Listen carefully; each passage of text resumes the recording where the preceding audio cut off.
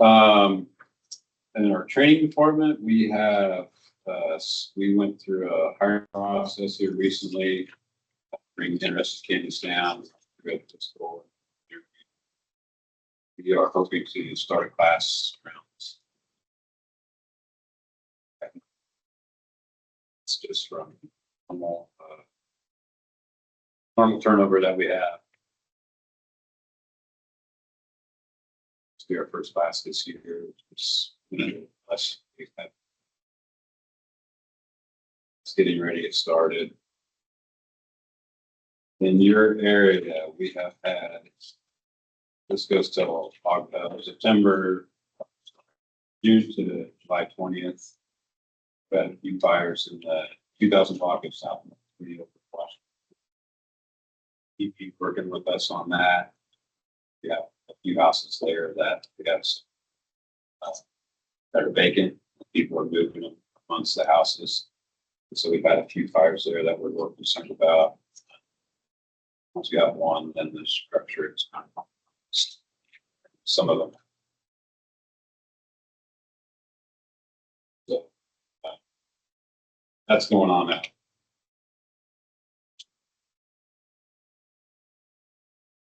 Few other fires were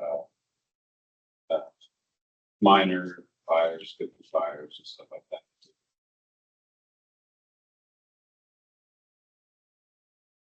We do have the bid for new station 23 was accepted. It's going through the legal paperwork, I'm told.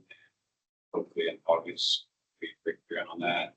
That is at 20 Mays again, somewhat out of your area, but they will respond. Especially west of here. Then the plan is to start working on replacing Station 8, Station 50, over 50 years old. Thanks to the council for that. So it's needed.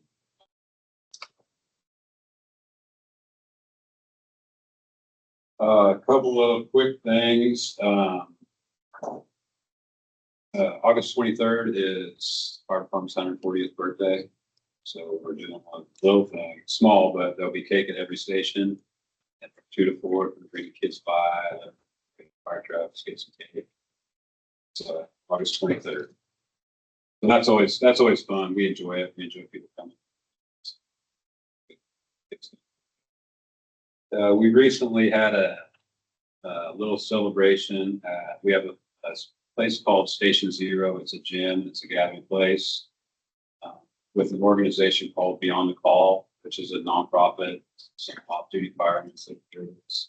They work with physical and mental health issues, and so we had a memorial there for a firefighter that we lost in line of duty, Ty Both, August 24. I just bring that up because if you do see something from Beyond the Call, they do a lot of good work for us. You see a fundraiser right now, they're selling Jeep raffle tickets. They're selling 1,500 tickets for $100 a piece. Somebody can get a Jeep, pretty nice Jeep.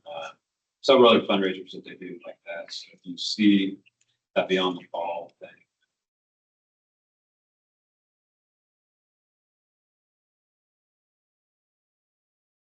that's all I have. Any questions? Any questions from the deaf? Tell them about the song. Oh yeah, we did. That Beyond the Call group got some funding from, I think it was the bank to. There's a soap that helps us in our decon to get some of the dangerous stuff off of us. And so these guys, Beyond the Call has their soap, and they got funding to make it. So every fireman is going to, so every so often, I think it's going to stock it. I can't remember the details now, so it's 2 years. So yeah, they were able to generate some private funding. They're doing a lot of good stuff with us. So if you guys see them around or hear anything about it, And I think you can buy the soap. you can. For Yeah, it's $10 or $10. It's a dark colored soap. It's called. It's kind of old school soap, just like it used to, and it's probably some charcoal and stuff like that. Yeah, it's good, healthy stuff. So. And that's at between second and third on Wabash. Stuff like so. See, it's an old school sweatbox gym, no air conditioning. It's a pretty cool place. So stop and check it out. Very cool. Any questions from Deb before you run away? No? Before I open it up to public, if you are Thanks, going to make a comment or question, please state your name, your address, and also a reminder, if you did not sign in when you came in, please do that before you leave today. So any questions before you leave, Mr. Eck? Okay, never mind. We'll say thank you to the Thank you. fire department. Sorry. He's on the run. Yeah, those are busy guys. All right, so next up is going to be our Wichita Police Department, and I'm so glad that we have somebody here for that today. Thank you for coming.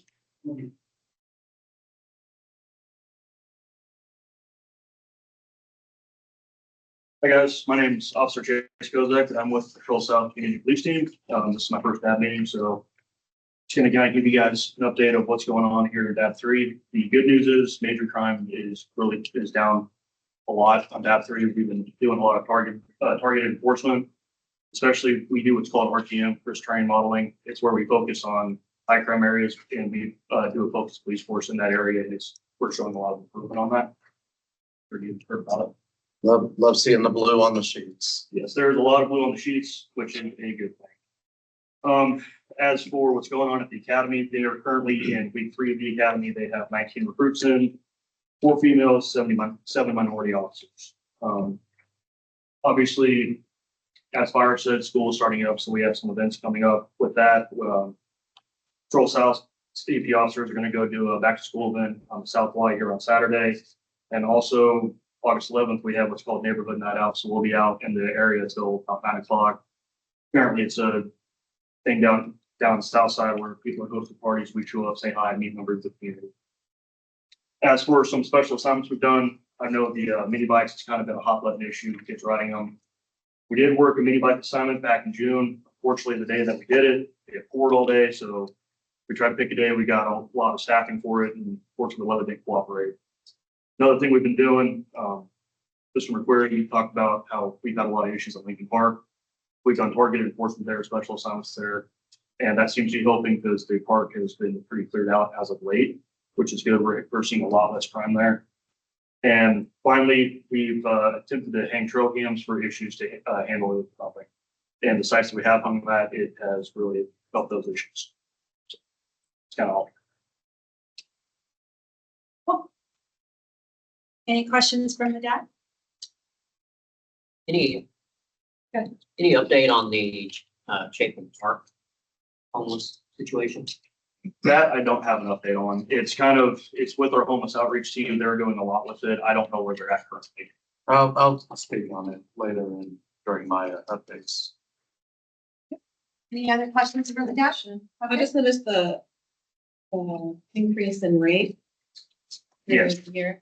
I mean, anything, So that's actually a decrease in rate. oh, decrease, Yeah, oh, it's okay. a decrease. If it's in blue, that means it's, Well, that's that the one. percentage is down. It's one in red. That's the only one.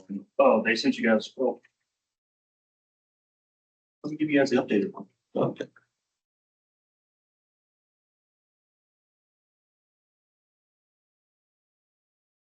This is upper left, and this is from people's. Okay.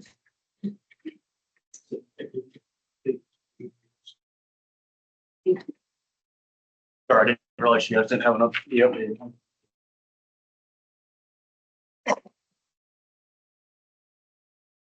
Yeah.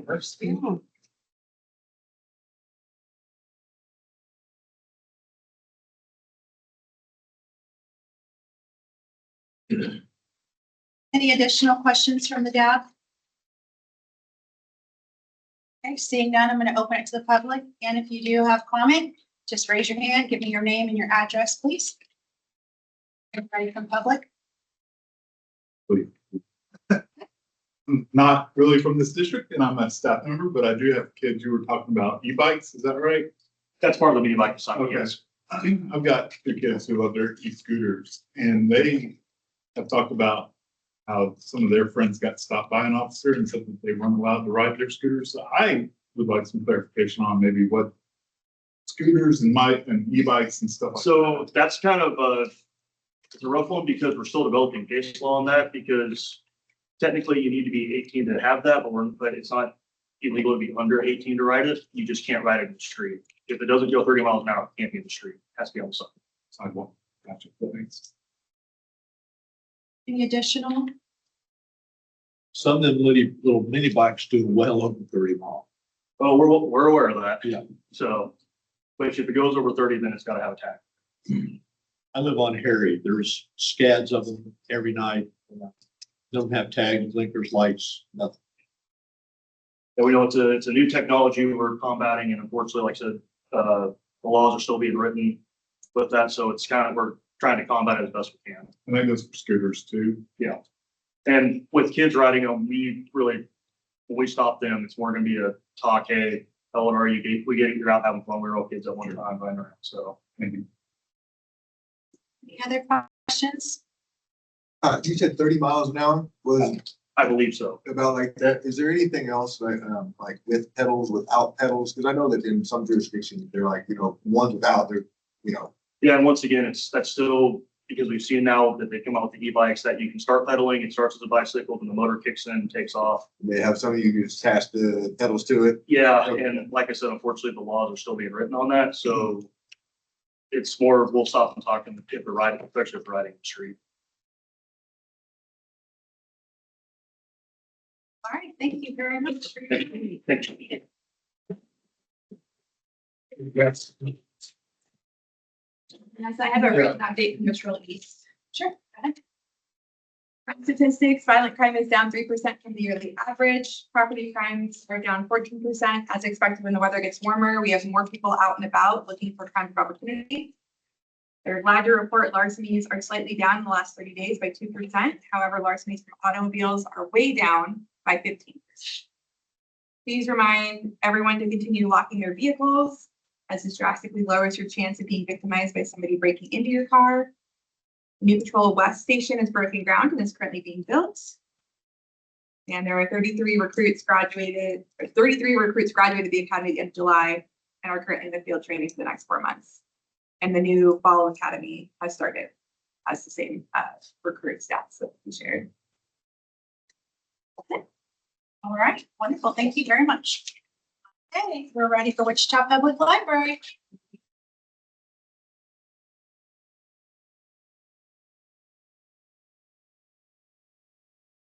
I'm Rhonda Joster. I'm the Community Services Librarian at the Walters Branch in District 3. We have local author day coming up on this Saturday, August 8th from 1 to 3 at the Advanced Learning Library. Come and meet talented local authors to chat about their work and inspiration, explore books across various adult and children's genres, and purchase signed copies directly from the authors. We also have a literacy news fair where we're partnering with the Wichita Journalism Collaborative for a bilingual fair on the same day, August 8th from 11 to 1 at the Alpha Branch Library. As a soft launch of the Journalism Collaborative's focused reporting on literacy levels in Wichita this year, attendees can connect with trusted local media outlets and organizations that provide literacy support for all ages. Come to meet organizations that offer reading support for children, dual enrollment for high schoolers seeking college credits, and pathways to higher education and workforce development. And you can also stay for free bilingual children's books and prize drawings of backpack stuff with back to school supplies.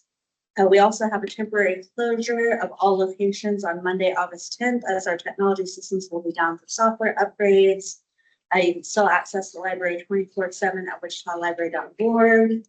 And we do apologize for any inconveniences this may cause and appreciate your understanding to improve our digital experience for all cardholders. And lastly, on general updates, don't forget that your middle school and high school age students have access to a free library student e-card through USD 259 this back to school season. With a free student e-card, your team can access ebooks and e-audiobooks, help with Wi-Fi and computers at all library locations, movies and series through the streaming app Canopy, test prep for college and career readiness, new language learning opportunities with Mango languages, and numerous databases with articles and book chapters for help with school assignments. You can access the library's digital services by logging in with your student ID on Classroom portal, or families can visit wichitalibrary.student be part to learn more.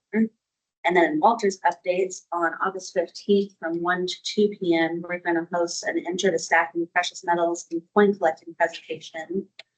You can come hang out, learn the basics, and start your treasure hunting hobby fun way. An internet basics course will be held at the Walters Branch on Wednesday, August 19th from 1 to 2:30 p.m. You can learn the basics of searching the internet, find out about search engines, search strategies, and evaluating online content. This is registration required, so you can call 316-261-8500 or visit wichitalibrary.org to register. And last but not least, Matt Lucas from WSU Tech will be coming back on Saturday, August 22nd from 1 to 2 p.m. to give a talk on understanding credit. This workshop will remove the mystery around credit scores and reports. How to check credit accuracy and improving scores will also be discussed. Well, thank you. Do you have any questions from Deb? Isn't there an ice cream social at Westlink this Saturday as well? There is lots going on Saturday. Anything else from the Deb? This, and Jared, this might actually be a question for you, because I am not familiar with the Wichita Journalism Collaborative. So the Wichita Journalism Collaborative is a nonprofit organization that's funded through the Wichita Foundation, formerly the Wichita Community Foundation. And it's just a group of local journalists that are, it's a really cool group of local journalists who are trying to further local journalism. You know, and honestly, we've seen local news, both TV and radio, And go quite downhill in the last 10 or 20 years. It's just, you know, there's not so much focus on local anymore. It's, you know, it's whatever you can put together in a day, throw up on the wall and hope it sticks.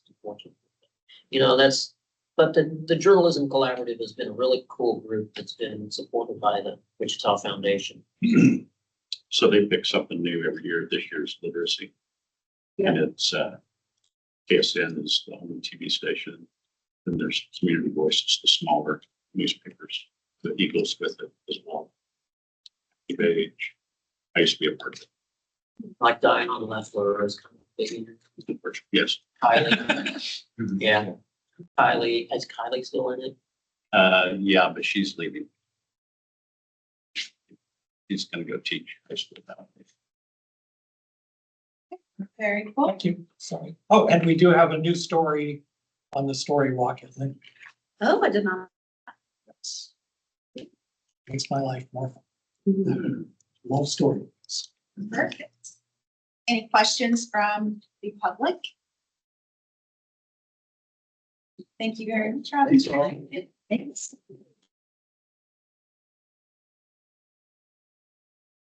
Okay, so this next portion is the public agenda.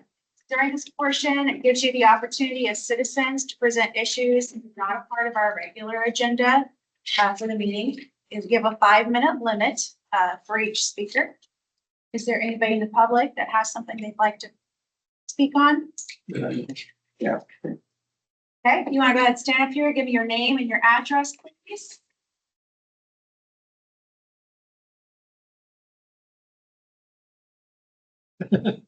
Richard Hill, 4555 Laura. Okay, we had a little ordeal here a 3 months ago. I've been saving up for this. I was part of the original cleanup on South Broadway way back 35 years ago. I've been dealing with this all this time. I own property down there, all in this area. If we've got a business that we allow to go in, we need to support that business. And if he needs a zoning change, talking about the tire shop, he cleaned that corner up. We could have put pressure on him to do a little bit more. Right now, he don't want to do nothing. He's looking to move. Go down Broadway and look at the empty buildings. They tore out motels. They say eventually, if it comes back, they'll build. Maybe they will, maybe they won't. If you've got a business that's willing to go in, that is going to hire people in this area to work there, you really need to give it a second shot and look at it. We don't need any more car lots. We got tons of them. And a car repair shop, they've got to go somewhere. That we got an empty building and it will work. I'd rather see them clean it up and stay there. It keeps the homeless out, keeps the riffraff out. And it brings stability back in this area. And I've seen this area and it's continually going down. We do a little bit, bring it up. We would have put that boat on this side of Kellogg, the Interest Bank Arena. It would have done a lot for down in here, but it didn't. It went on the other side. So we go down some more. All I'm saying is if you got a business that's willing to go in, you need to give it a shot. You need to get a look at it. You need to give them guidelines on what to do. If that guy pulls out, that building's going to go to crap again. That's what it was when he took it over. And he's talking about it. He's not looking for more business. He's looking for a place to go. That's all I've got to say. Thank you very much. I spoke my piece. I waited 2 months for that. Anybody else in the public that has something to discuss? Madam Chair, if I may have a point of privilege. You guys see Eddie? You've seen him in the crowd for the last couple of months. He did apply. We recently opened up to add 2 additional district advisory board members, 1 regular and then 1 voting. So Eddie applied and he's done a good job so far, and I'd just like to welcome him. Everybody. Also, we have the youth member. So if anybody knows anybody under the age of 18 in our district who would like 14 to 18. 14 to 18.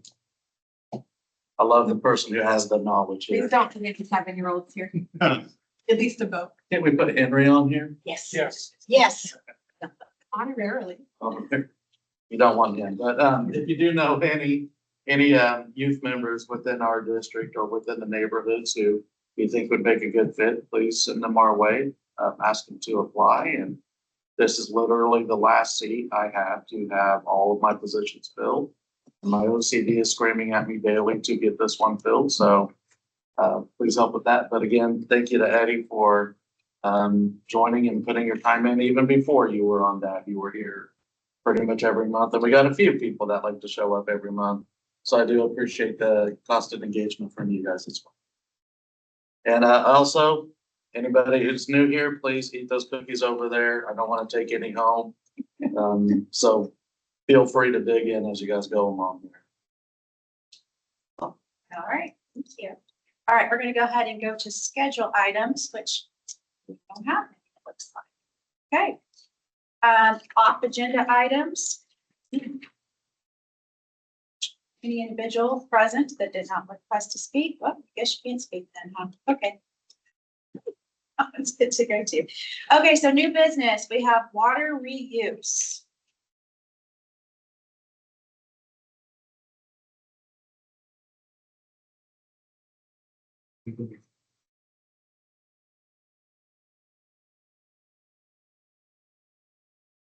You know,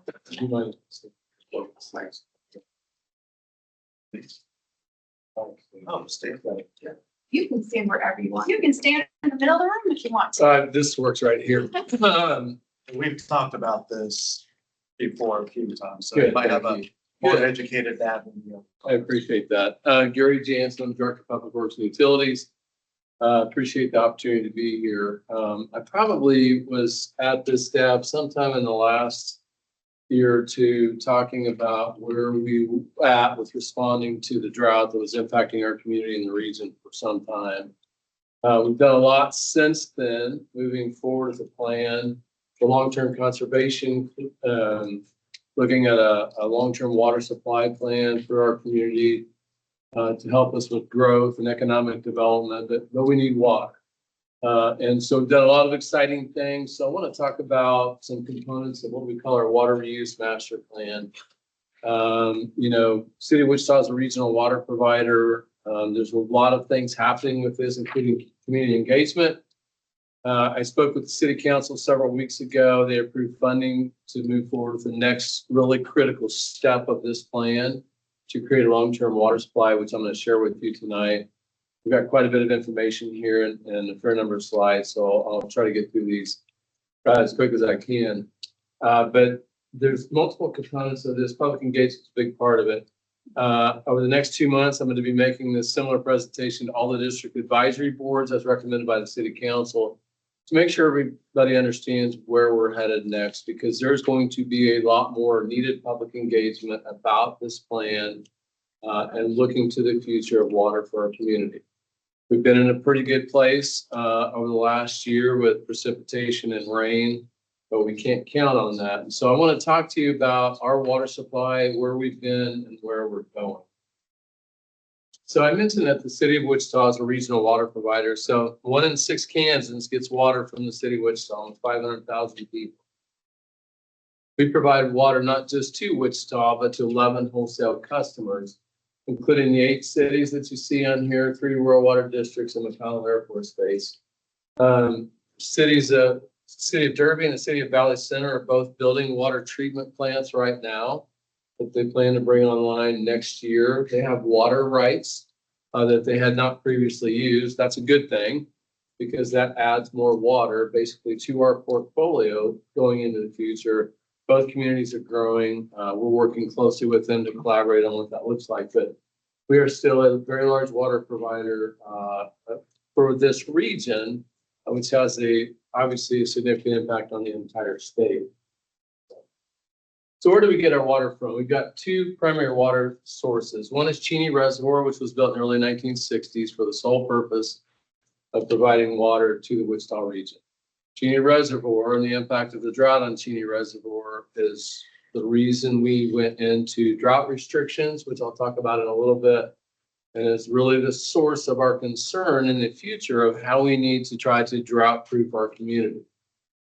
The Equus-Beds aquifers, our groundwater supply, we have had water rights in the Equus-Beds for over 100 years now. We're not the only ones that take water from the Equus-Beds. Very large aquifer. The cities of Hutchinson and Newton get water. 50% of the water from the Equus-Beds is for agricultural purposes for producers. We have done a lot over the years, especially since 2012. City Council over a number of years has made very strategic financial investments in keeping the aquifer full. If you've ever heard, I'm not going to spend a lot of time on it tonight, but we've made a lot of effort in recharging the aquifer. And effectively what happens when the Little Ark River is high enough, we capture water from the river, we treat it, and we inject it back into the aquifer. As we went through this, and that allows us to add to our future water rights. We can take additional credits if we really get into a point of a very severe drought. Throughout the drought that we experienced in generally 2023 to 2025, the aquifer never dropped below 92% full, which is pretty remarkable when you consider that Cheney Reservoir reached a historic low during that same drought. So we're in a little better place with groundwater.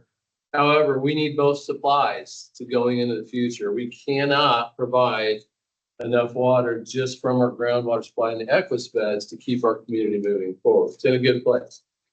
WWW in the middle is Wichita Waterworks, our new water treatment plant. If I have a few minutes at the end here and you're interested in hearing an update on our water treatment plant, I would love to share that. But I want to start talking then about the challenges we faced during the drought. If you go to the next slide. So if you can see, this dashed line is going back to 2011. This is the surface level of Cheney Reservoir over that period of time. The first big drop you see was during the drought of 2013. We were fortunate, if anybody happens to remember then, we came out of that drought with several massive rain events. The exact same thing happened in June of 2025. In November of 2024, Cheney Reservoir reached an all-time low, the lowest it's ever been since it was built. That's due to lack of inflow into the reservoir. There's a 600,000 acre watershed that provides water in the North Fork of the Nenasko River into the reservoir. And effectively there was no inflow because of the impacts of the prolonged drought. You see how quickly that recovered The reservoir recover a lot quicker than our community can, but this is not sustainable. This is not unique to us. Other areas of the country and even in the state that rely on some portion of their water from a surface water supply, they deal with this same thing. This is what we need to address for the future, knowing that we can't keep. It's not a matter of when there's going to be another drought. We need to be prepared when it's coming, because it's coming at some point. We don't know if it's a 10-year cycle. We don't know if it's in the next 2 or 3 years. You look at the weather forecast for the next month or two, and it's hot and it's dry.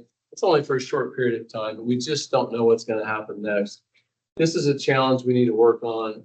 This is what put us into drought restrictions in the fall of 2024. I think you all are aware that we limited watering to 1 day a week, and it worked. It worked to conserve the water that we needed. We got very fortunate in June of 2025. We got several massive rain events again.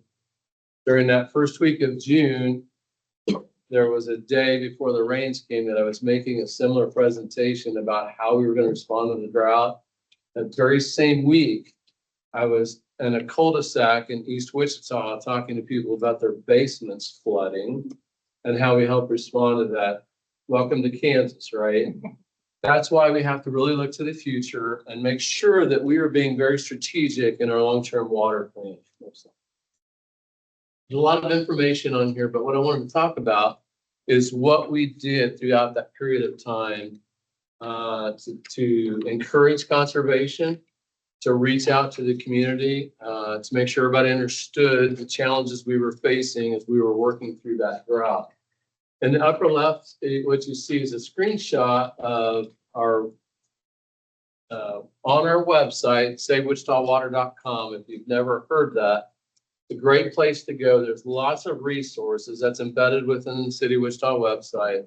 Tons of resources on there. We had a dashboard on there that showed the level at Cheney so that people knew where it was at. I'll talk to you about that really quick. We found out as we were working our way through the challenges of Cheney Reservoir and why we had to go into drought restrictions. Cheney Reservoir, as all of you probably know, is 20 miles west of Wichita. It's out of sight, out of mind. I don't know how many people in this community have ever been to Reservoir out to Cheney, but my guess there's a lot of people who have not. See, people were not seeing the impacts. We were getting some rain events during this period of time of this drought over this 1.5 to 2 years. And the local meteorologists were going on the air saying, it's rained, the drought's all good. And it wasn't. So we actually were able to engage them in a conversation about what was truly impacting us here. They started doing stories from Cheney Reservoir. They started showing pictures that were very impactful. If any of you saw the pictures we showed, if you were out at Cheney, it was a stark contrast to what it normally is. There were places, that you couldn't even imagine where there used to be water. So SaveWichitaWater.com was very critical. We had in early 2023, when we actually went into stage 1 of our drought response plan, one of the things that called for was for development of an internal conservation plan. That meant for the organization for the city of Wichita. It was important for us to show how to lead the way on conservation. We have to do this first or the public's not going to follow. That makes sense. We get that. We have over 500 buildings in the city of Wichita, including buildings like this. We've got a lot of ball fields. We've got a lot of places that use water, and we really dug in. So on that website, there's an internal conservation plan. Fire department changed how they wash their trucks. Golf courses changed the types of grass mowing practices to be able to conserve water. So we really jumped in because we want to lead the way. We engaged the extension centers, K-State and Sedgwick County, and we started talking about how do you properly take care of a yard. We found out as we went into drought restrictions and we're talking to people and they said, gosh, I'm used to watering my grass 7 days a week. And some people said twice a day. That does not make for a healthy yard. The root system is this deep and it never has to go look for water.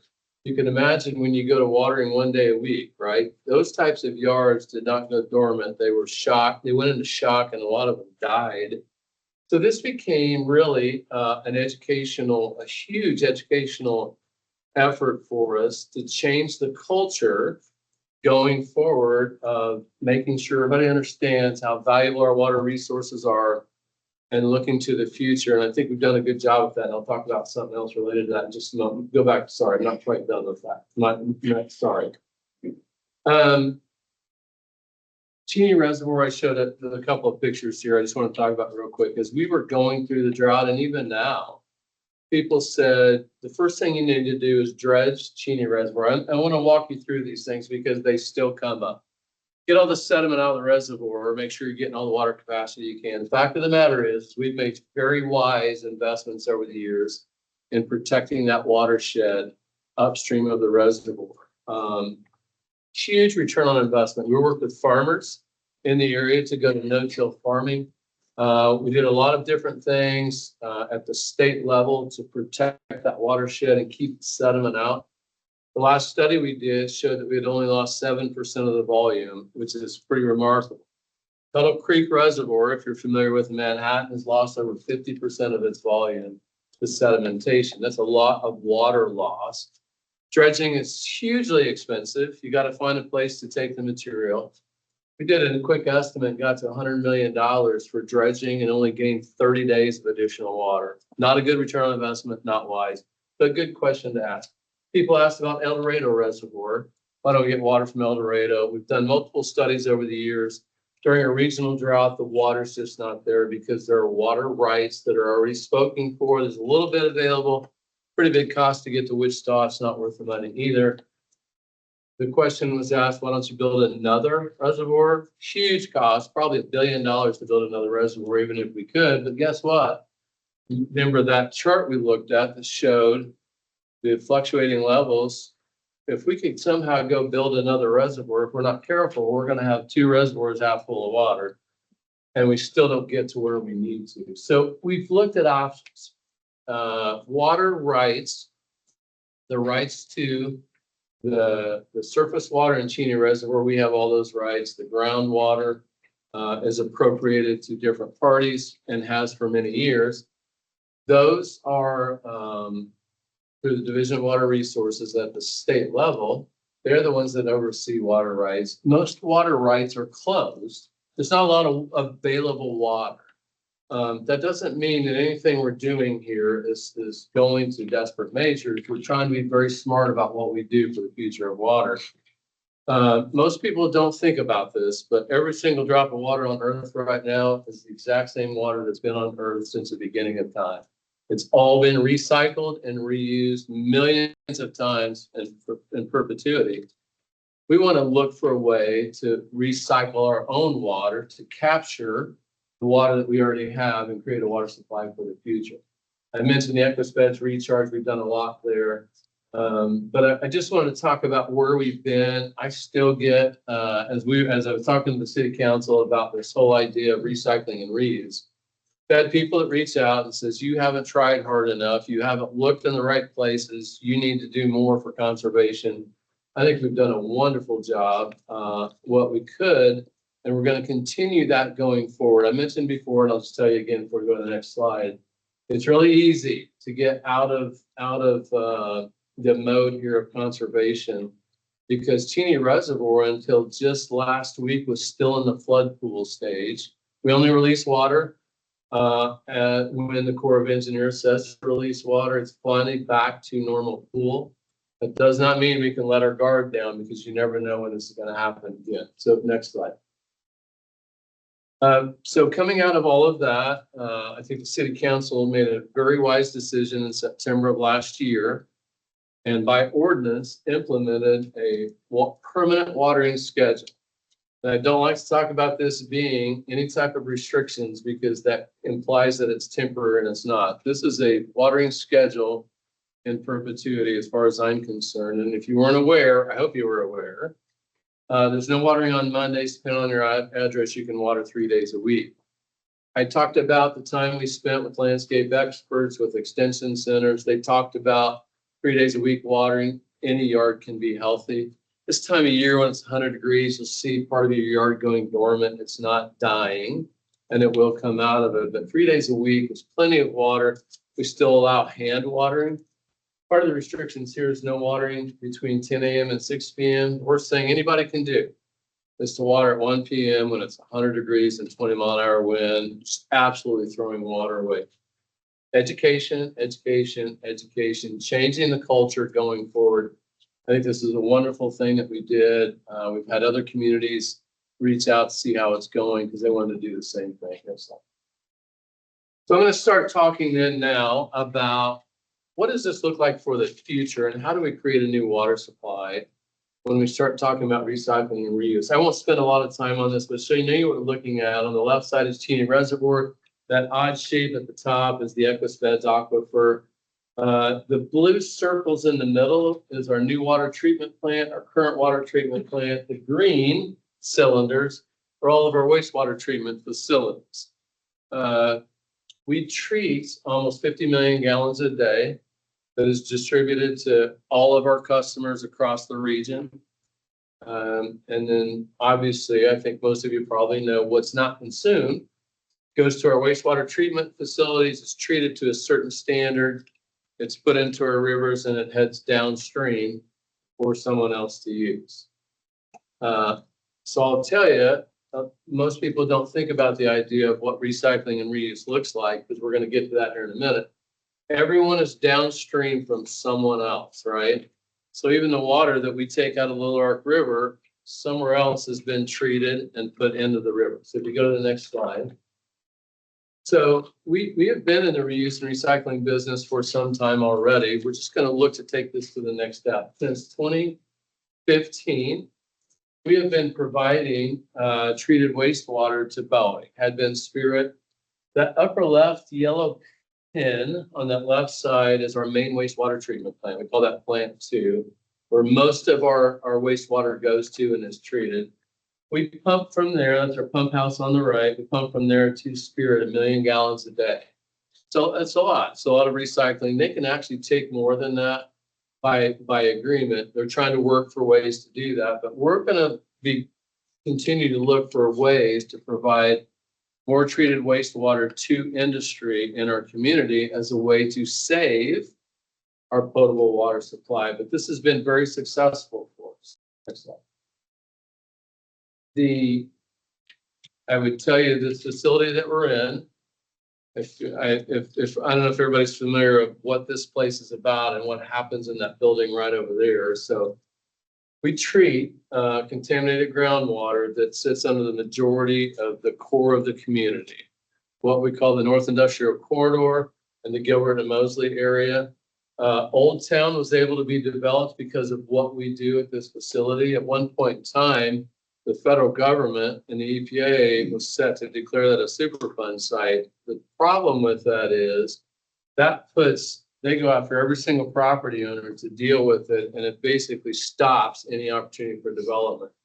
We came to really a historic agreement with the EPA many, many years ago that we would take on the treatment of all of that groundwater. It comes through this facility and it goes out to the river. Great project. I don't want to sidetrack spending more time on that. But the reason why I say that is because right outside here, we built during the drought, we built 2 fill stations, the purple fire hydrants. Contractors use that water. Our park department uses that water for irrigating landscaping. Our sewer maintenance folks use that for cleaning pipe. We're doing all we can with this recycled water. So if you look at the picture on the left and we talk about reuse in action, I mentioned that everyone's downstream from someone. If you've ever been in New Orleans and drank the water, and oftentimes people want to joke about this because if you've been in New Orleans, it's fine. But they say that water's been treated over 13 times by the time it gets to New Orleans because of where it starts in the upper Midwest and Minneapolis, St. Paul. It gets used, it gets treated, it goes into the river, it gets captured, it goes through this cycle over and over and over. So reuse is already in action. You do get an environmental buffer, right? You get a little bit of dilution going down the river. But we're going to start looking at the idea of taking that one step further. In the upper right, NASA has been recycling water for years on the International Space Station. As you can imagine, They don't have a water tank up there. They have to recycle every single bit of water they use every single day. And they've they've been able to show that it's healthy. It works as a potable water supply. The bottom right picture is Botanica. I mentioned our new water treatment plant. We're in the middle of final testing for that plant. We are sending water up near Botanica, our test water, to go to the river. They came up with a great plan. We worked with it. They're capturing some of that test water. Since last year, they've used over 6 million gallons of test water for watering in Botanica, and they're taking that even another step farther. So they're really looking at reuse also. So this whole idea of recycling, next slide. This comes a lot farther. This picture on the left, I mentioned plant 2. It's our main wastewater treatment plant. It's where a lot of our water that hasn't been consumed goes to for treatment. That's 25 million gallons a day. It's being treated. It's going to the Ark River and it's heading downstream. Keep in mind, our average daily demand is 50 million gallons a day. Can you imagine if we could capture this 25 million gallons a day and create a future water supply that's half of our daily demand, what that would do for the future of our city and our region to keep us sustainable, to create a potable water supply, to help us with growth. I'm just going to tell you real quick because this question is always asked. We're not doing this so we can bring data centers to the community. That's not part of our discussion tonight. I just mentioned that because everybody always asks. And in fact, that accusation has been out there a lot that you're only doing this for data centers. That's not part of what we're doing. We're looking to the future. So this is really exciting. So I want to start talking about how we do this to close this loop. Remember, same water on earth since the beginning of time. We have to be wise. That water that's going downstream, one of the things we have to do is make sure that we have the rights to that water, because we can't impact someone down at the south end of Kansas or in Oklahoma if we're going to take away water from them. So we've been modeling that. We've been working with the state. So far, it looks really good that we will have no impact on anybody else because they've got the water that they need coming down the river already. That's a big part of this. We're going to close this loop of that water right there came from Cheney Reservoir or the Equus beds to begin with. It was our water rights to begin with. This hasn't always been an available option. And I'm going to talk to you here in just a minute about what's happening at the state level with it. So this water reuse master plan has got a lot of components. This is a busy slide, but I'm going to talk to you about what's going on here with funding, our community outreach, looking at other options. We're working with the Bureau of Reclamation for potential federal funding. And what I hit on last is this pilot project that's going to help us prove out how this can work. Next slide.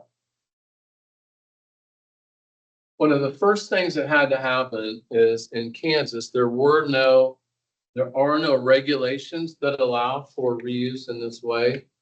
So we had to start with legislation that would trigger creation of regulations. So it was a mad scramble. City Council was in support. We got Representative Sandy Fickert to carry the bill forward on this last session. I spent a lot of time in Topeka talking to House and Senate committees, and it overwhelmingly passed. The governor signed it into law in April.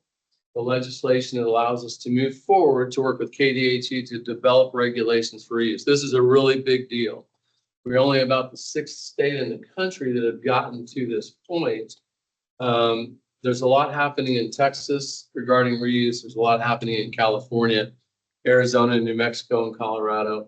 We're going to look to Colorado because they've developed regulations to help kind of have a place to start. But this was so extremely critical. We couldn't do anything else without this. Really proud that this got done. And I know this is a lot of information, but I thank you for bearing with me because I just wanted to walk you through everything we've had to do to get to this point. Next slide. Community communication and public outreach, like I talked about, probably in the last year, I bet I've talked to 50 different groups about what we're doing. So I would tell you, if anybody's interested in having, hearing about this, if you got a neighborhood group, community group, whoever it is, I would love to talk to him about what it is that we're doing. I promise you, I've also got a condensed version if you don't want to hear quite all of it. We have some information on our website about this. I mentioned I'm going on the district advisory boards. There will be more community outreach. One really cool thing is that Exploration Place, we engaged them. They are 100% on board and working with us. They've developed a short film, a 4-minute film that is really, really cool. And it tells the story that I've talked to you about tonight. They plan to finish that and they're going to start showing it with all their movies that they show in IMAX theater. Exploration Place is projected to have 600,000 to 800,000 visitors in the next year. That's a lot of exposure. They're also going to build an exhibit over the next year or two that talks about this idea of recycling and reuse of water. So we're excited about that. When we talk about reuse and recycling, there's several things. You heard me talk about an environmental buffer before when that water's going down the river. So if we start in the top box, I just wanted to talk to you about the two different things between indirect and direct. So indirect potable reuse. If you follow what's in that box, plant 2 is where we've got the treated wastewater going to the river. So then we're going to start talking about this notion of advanced water purification, and the technology has come a long way in recent years on being able to treat that treated wastewater. That treated wastewater you saw going to the river, it is not treated to drinking water standards by state and federal regulations. I'm here to tell you, you could drink it and you would never know the difference, but it's not treated to those standards. One of the biggest things that happens, we have a really good program in place to remove industrial contaminants from our wastewater. But what this advanced water purification does is it deals with the human pathogen part of it. That's where a lot of concern comes from when we talk about this idea of recycling. So one of the things we could do is we could pump that treated and purified wastewater back out to Cheney. It's an idea. Cheney's low, we can keep it full. It's 37 miles. That's a big cost for piping and conveyance to get it there. Here's the challenge. If we have a wet year and Cheney stays up, we have a little bit of stranded investment. We have to change our philosophy on how we treat water because this isn't going to do us much good, but it is an option. If there's enough concern about looking more at direct to system, that's an option. We're still looking at it. The bottom one, direct potable reuse, we start at plant 2. We talk about advanced water purification.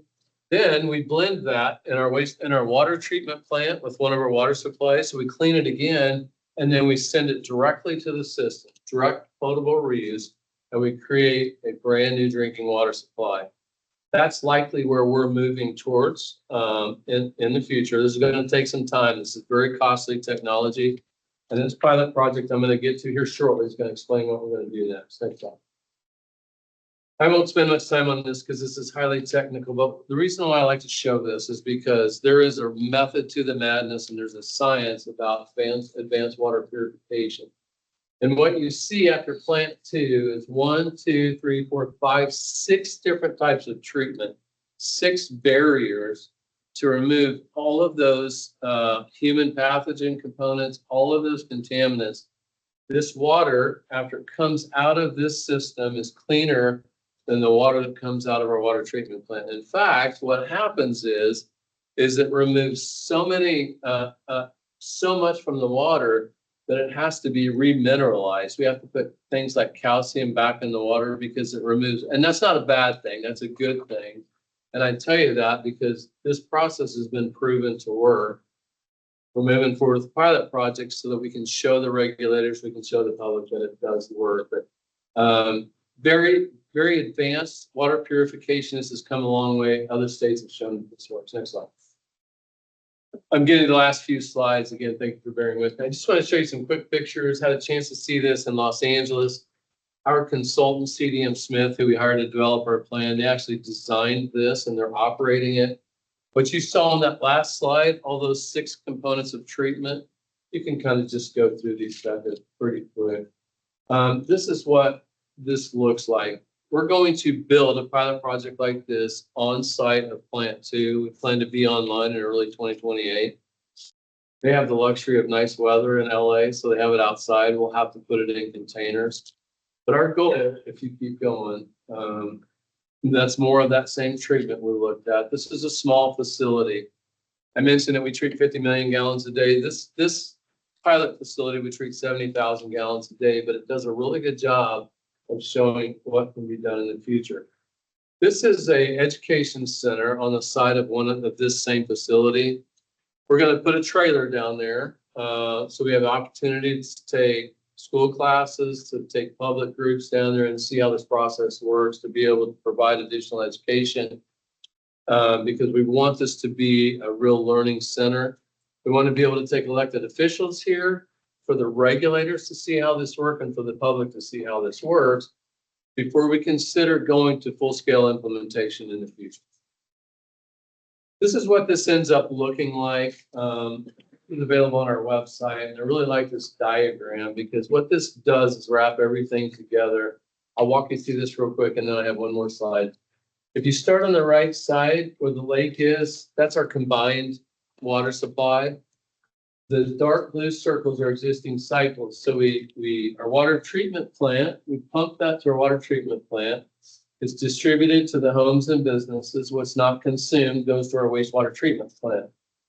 The dark blue then up to the upper left, we talk about non-potable use, Boeing, what we're doing here for landscaping business and others, or it goes to the river. You saw that picture. What could happen in the future is the inner circle. The outer part of the light blue is the indirect I talked about. It goes to advanced water purification and it goes back to augment our water supplies. It goes back to keep Cheney full. It goes back to keep the Equispeds full if we chose to do that. The inner circle is likely what we're looking at is that treated wastewater goes to advanced water purification. It's blended at our water treatment plant with our two water supplies, and then it goes directly out to the system. Direct potable reuse. This show does a really good job, I think, of showing everything I talked about and kind of getting to it. So what's next? Collaboration with KDHE for the pilot plan approval. Again, City Council approved funding for us to move forward. Very thankful for that. We've got a grant application for some federal funds to try to offset some of that cost. We'll continue working with the state to make sure that we do have the rights to all that water. We're going to support KDHE in development of those regulations. The law that went into effect said they would develop regulations by 2028 so that we can look to this in the future. This is expensive. Full-scale implementation is expensive, but looking to the future and creating this water supply, we're going to start looking at return on investment and how we can spread this out over time. Public engagement will continue. The last thing I want to tell you, if you get a chance and go on YouTube, there's a video called Renew. And it was put together by the Southern California Water Coalition. I think it's a wonderful video. It's about 4 minutes long. It's an animated video. And it talks about the whole water cycle since the beginning of time and how water is recycled and reused. And you'll see a lot of the things I talked about. But if you're ever interested in watching that, I think it's great for kids. I would highly recommend that. That was all I had. Thank you for letting me walk through that with you. Happy to answer any questions. And again, I'm happy to give a quick update on the water treatment plant if you want. In BNR. And that's it, because I was just down there today. Any questions on this first?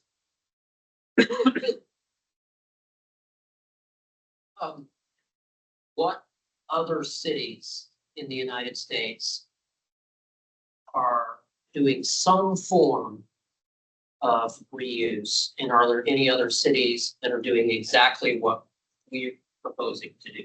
So, thank you. Good question. For direct potable reuse, which we think is best for our future, there's only one city in the country that currently, and it's Big Spring, Texas, and they had to do it out of necessity because they basically ran out of water some years ago. El Paso, Texas, has a facility under construction right now to provide 10 million gallons a day of direct potable reuse.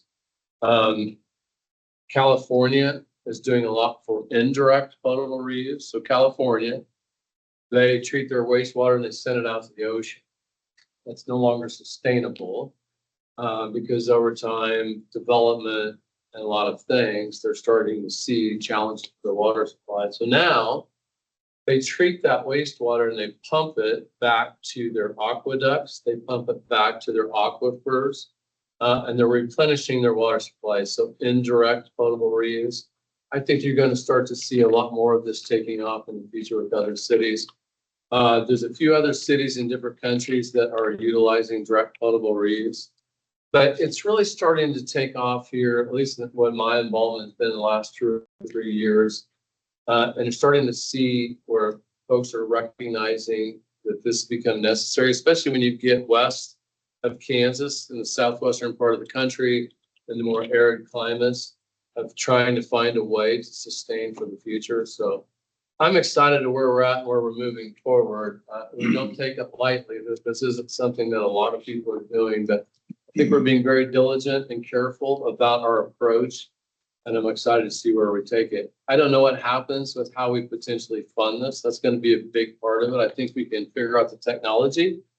I think we can hopefully get the community on board, and then we'll have to start talking about what is the value. So that was more than your question. Anything else from the Deb?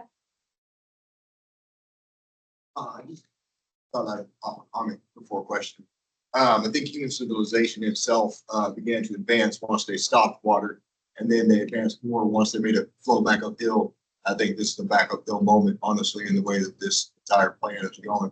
But then I was also wanted to possibly address a security concern at the mediation site today. What possible hack? Did you, sorry, I didn't hear the security concerns? Yeah, a possible hack. We have not had any issues yet. We have been very diligent in watching what's going on, working close with our IT, our chief information officer, and our law department. We saw police department receives intel often when there's issues from wherever it might be in any part of the world. So we hear from them too. So far, we're in a pretty good place. We've done a really good job, in my opinion, especially over the last 5 years with cybersecurity related to our treatment facilities. I don't think anything's ever foolproof, but we've really upped our game, and we've done a lot to really secure access to our systems.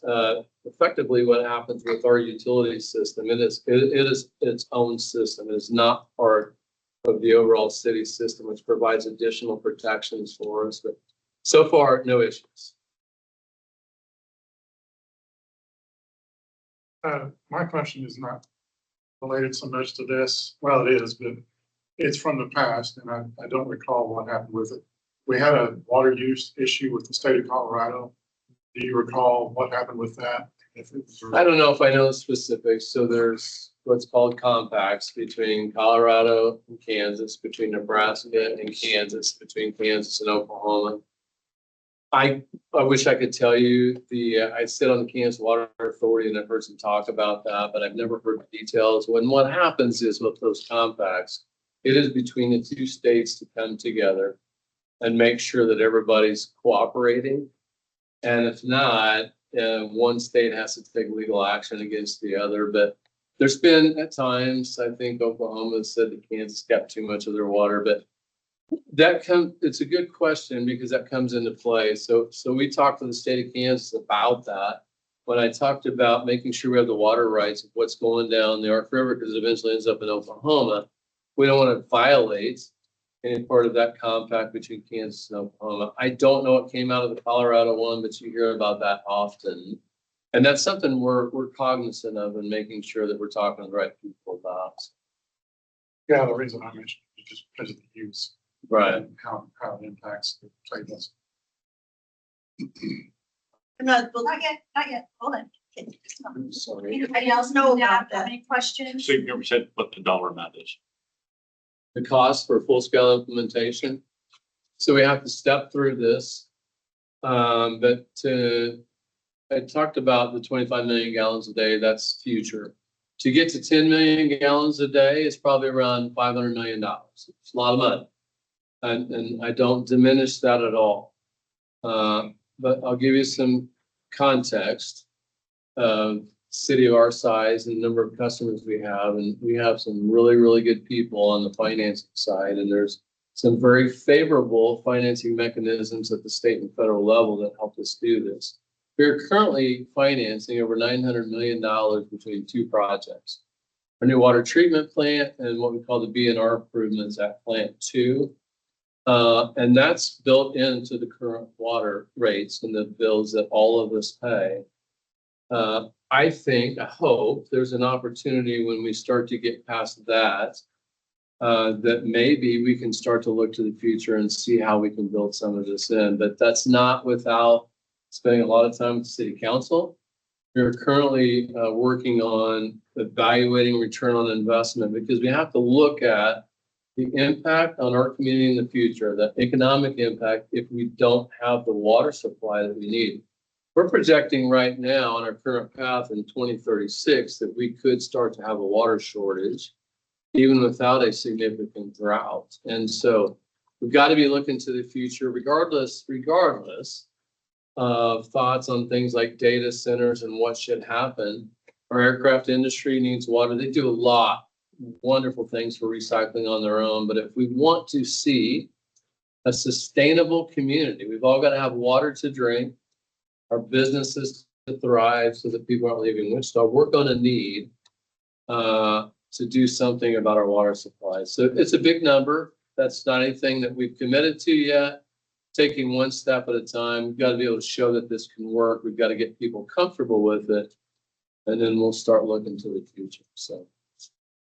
Any other questions from the DAB? No? Okay, I'm going to open it to public question. Again, please give us your name and address. You have 5 minutes, right? That's okay. I'll just talk to you later. I know about that, what you're talking about, because I've been into water for a long time. So I'll just, I know the answer. Dave Collier, 1152 Pershing. When the new treatment plant goes online, will the existing plant stay viable and active? So let me just tell you real quick what's happening with our new water treatment plant. Good question, if you don't mind. I think everybody's aware that we've had unfortunate delay of bringing the new water treatment plant online. We had some issues with clarifiers. The mechanisms, if you've been by the 6-round tanks, it's the mechanisms in those tanks that had a design issue. All of them have now been repaired. There's one little bit of work to do on some coatings in one of the tanks, but otherwise we are back to performance testing. It's going well. If everything stays on track, we're projecting to take over the plant in September, which is a good thing. So we're going to take possession of the plant. We're going to start operating with our staff. We're going to start maintaining it. We think we need 6 months to operate that plant, to fully get our feet underneath us, understand the processes, figure out the chemical dosing before we go live to the system. But I will tell you, even before we get there, we've got to test it, right? You can't fly a plane the first time with people on it. We've got to have test flights. We've got to test this plant. We had started doing that when the problems came up. We shut it all down. So we're back to testing. That test water I mentioned is going through a pipeline to the Ark River. That's where Botanica is getting our test water from.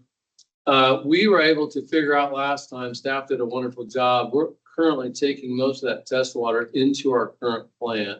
We're finishing the treatment process and it's going to the system. So as of today, most people in the community are getting some water from our new plant. That's a good thing. We're getting it. We're getting on. We're getting closer. So once the new plant is online, we're going to shut the old plant down. We looked at options with the city council and the decision was made that we're going to convert that old plant to emergency use. Even though we've got this world-class, state-of-the-art new water treatment plant, all projects have issues. We're getting them fixed. We're going to use it as a backup. Most cities our size have more than one facility. You never know what can happen.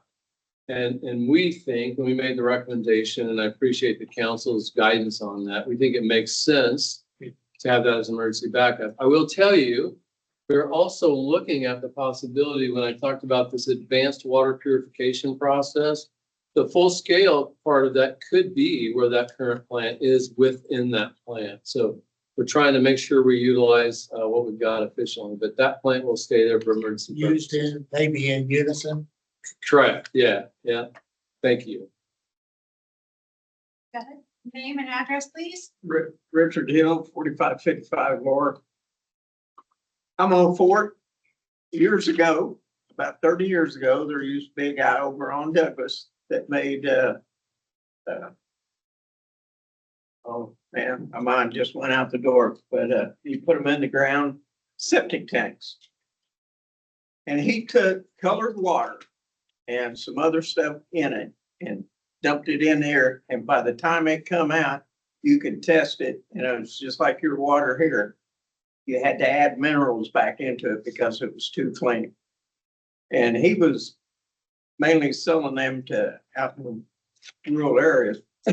So the technology's been there for years. It's just redefining it and put it in where you can handle the large volumes of water. I'm all for it. You know, it sounds kind of gross when you're talking about some of them. That's why we're having these discussions. You're not the first person to say that, so thank you for that. My contact information is easy to find. If anybody's ever got questions, let me know, including on our water treatment plant. I would tell you, don't believe what you see on social media. If you want facts on the water treatment plant, reach out to me and I'll tell you what's going on.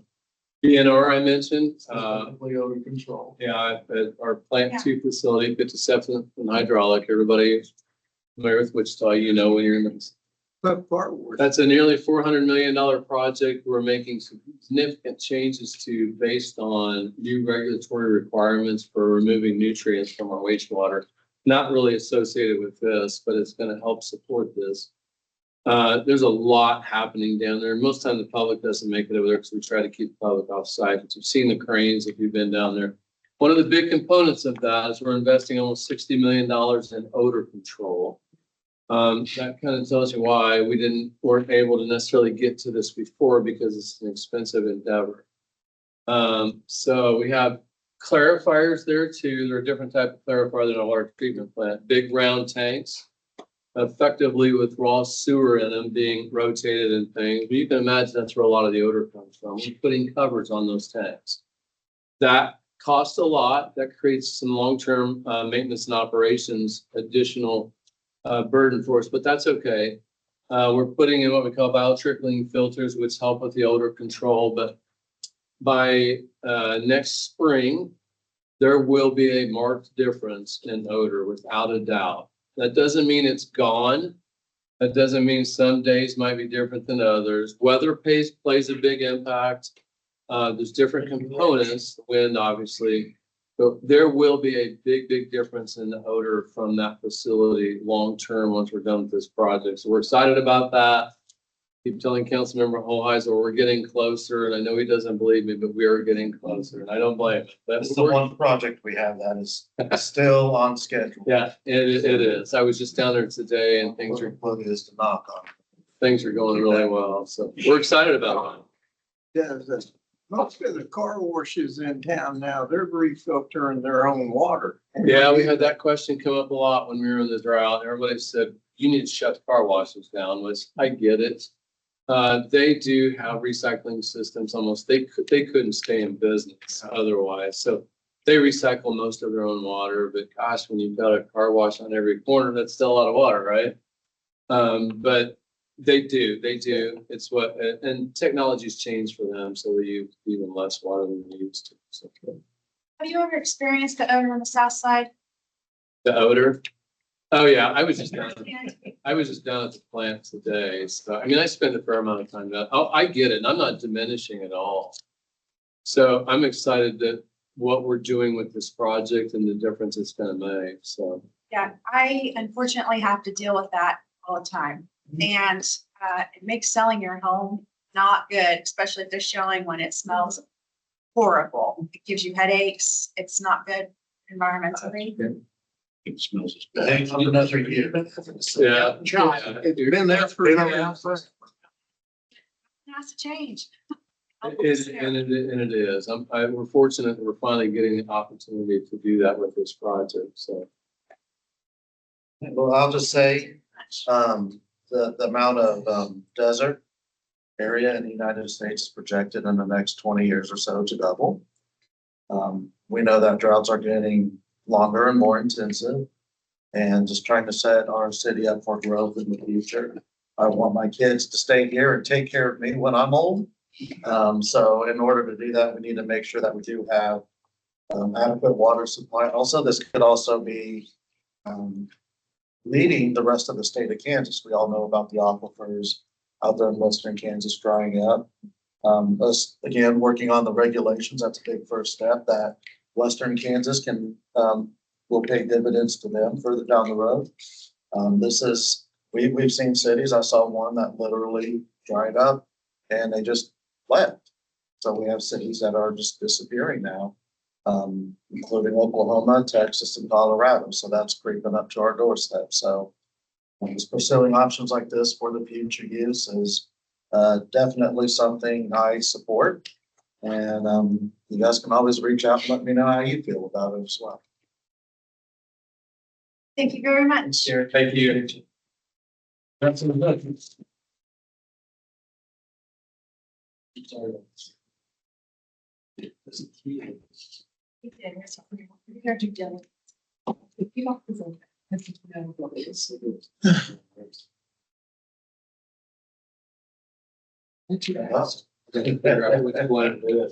Yeah. Down there at the hospital. Okay, so we're gonna go ahead and go on to zoning.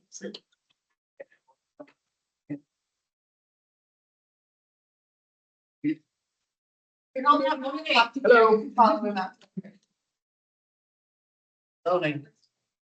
Okay, I'm ready for zoning. Which one are we doing first? Well, We got zone 2026. Okay. we got, 26-00027.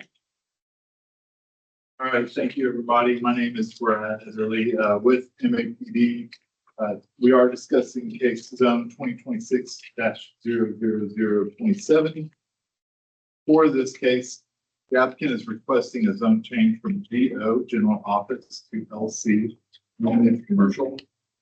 The subject site is 0.321 acres in size and is located at 1405 South Hydraulic Avenue.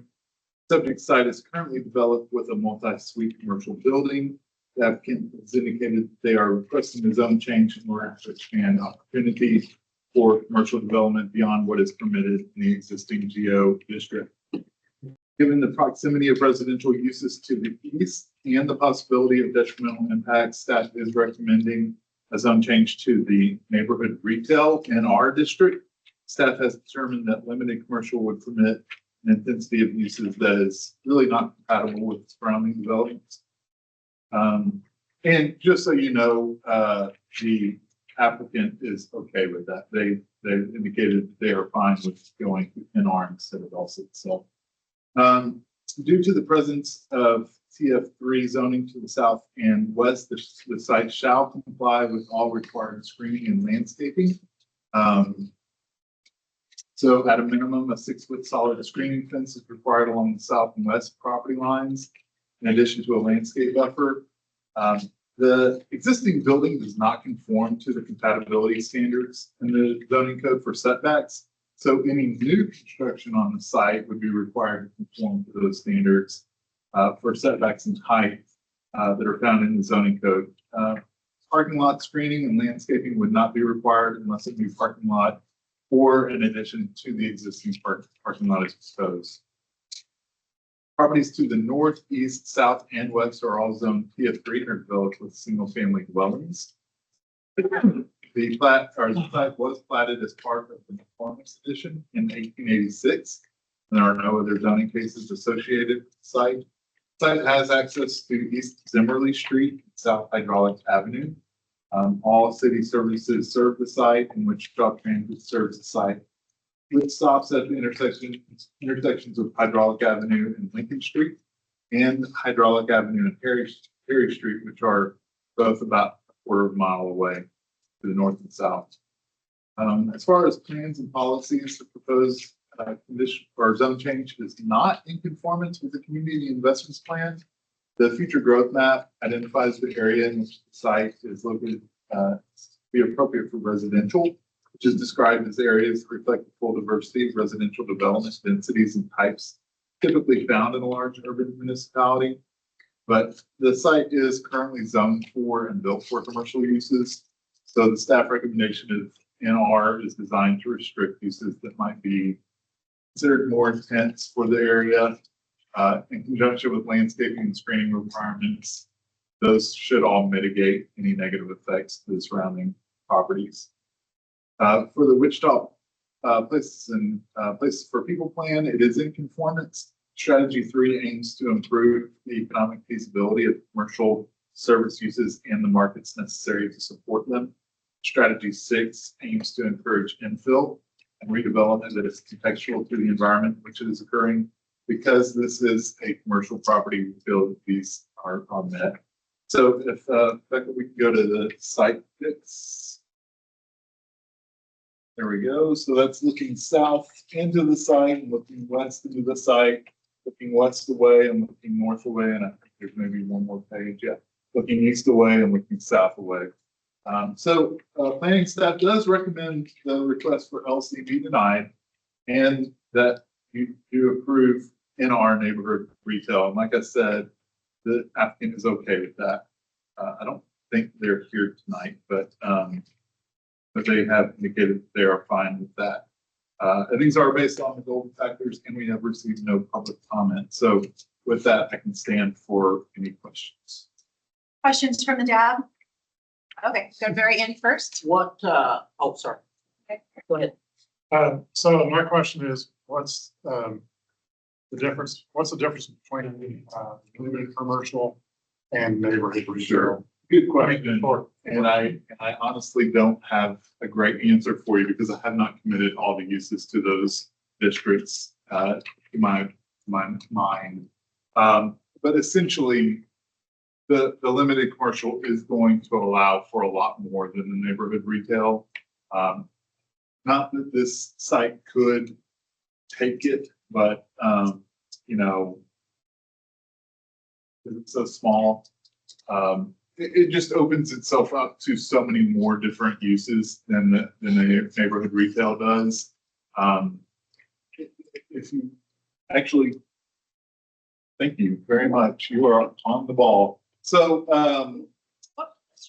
so this is your NR, and if you actually want to go down to the commercial uses, which is one more, start here. And of course, it doesn't have any. I hate that we don't do that. So if you can go back up, and I will. Okay, keep it. And now you can go back down. The commercial is right there.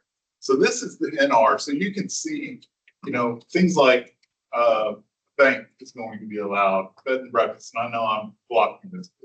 And you go down, and it's not going to allow anything else until you get to marine facility, recreational. That's not going to happen on this site. But the LC is going to allow all of these other things: car washes, convenience stores, entertainment establishments, you know, all these other things. And the list continues. So the NR restricts quite a bit. Thank you. Thank you. Any other questions from the DAB, Jared? What's there now? Are there existing businesses there now that are open and? You know, I don't know the answer if they're open or if they have closed, but there are some businesses that have been there, at least in the past. Regardless, the owners are asking to basically increase the usage. So those businesses, if they're there, they are likely going to be able to still remain there because we're actually going to a less restrictive zoning than the GO. So if they were fine in the GO, then they're going to be fine in the NR as well. I don't think they're the owners, but there are tenants who Yeah. just started trying to put stuff there and then ran into zoning stuff. So we're working to. Does it look like according to Google Maps, a dentist office maybe? There's a lot that's like. Chiropractor. But I didn't know that photo. I had went by, there's actually a bail bonding, another facility and a place called The Void, which focuses on magical and ethereal items. And when I went by to take pictures, I couldn't tell if those places were still in business or not. Not a whole lot of traffic. Not sure, but there was a vehicle parked there in Yeah. 2 instances I drove by. It seems as if it maybe something staying there. But again, if it's allowed in the GO, it's more than likely gonna be allowed in NR.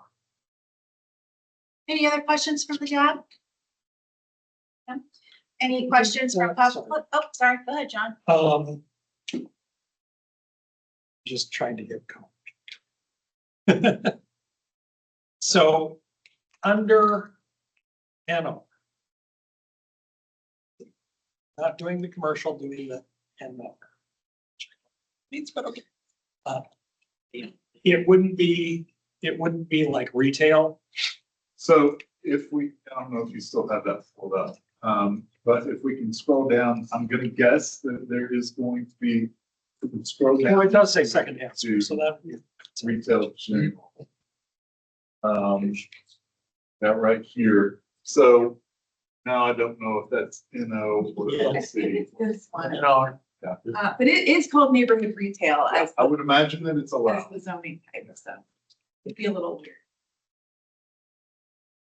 Okay, Has the owner indicated what they're looking at putting in there? I mean, they wouldn't necessarily be requesting this. If they didn't have. No, and we don't require that. So I just, they can offer that information up. That's a really good reason for them to be here, is when you have Yeah. questions like that. But they have not attended any of the planning commission. I'm not sure we need any more liquor stores and vape stores. okay. Anybody else from the job? Okay, I'm gonna open it to the public. Please give your name and address, 5 minutes. 4555 Laura. Is that an L-shaped building where the chiropractor used to be in? It is an L-shaped, but if we can go back to the aerial map.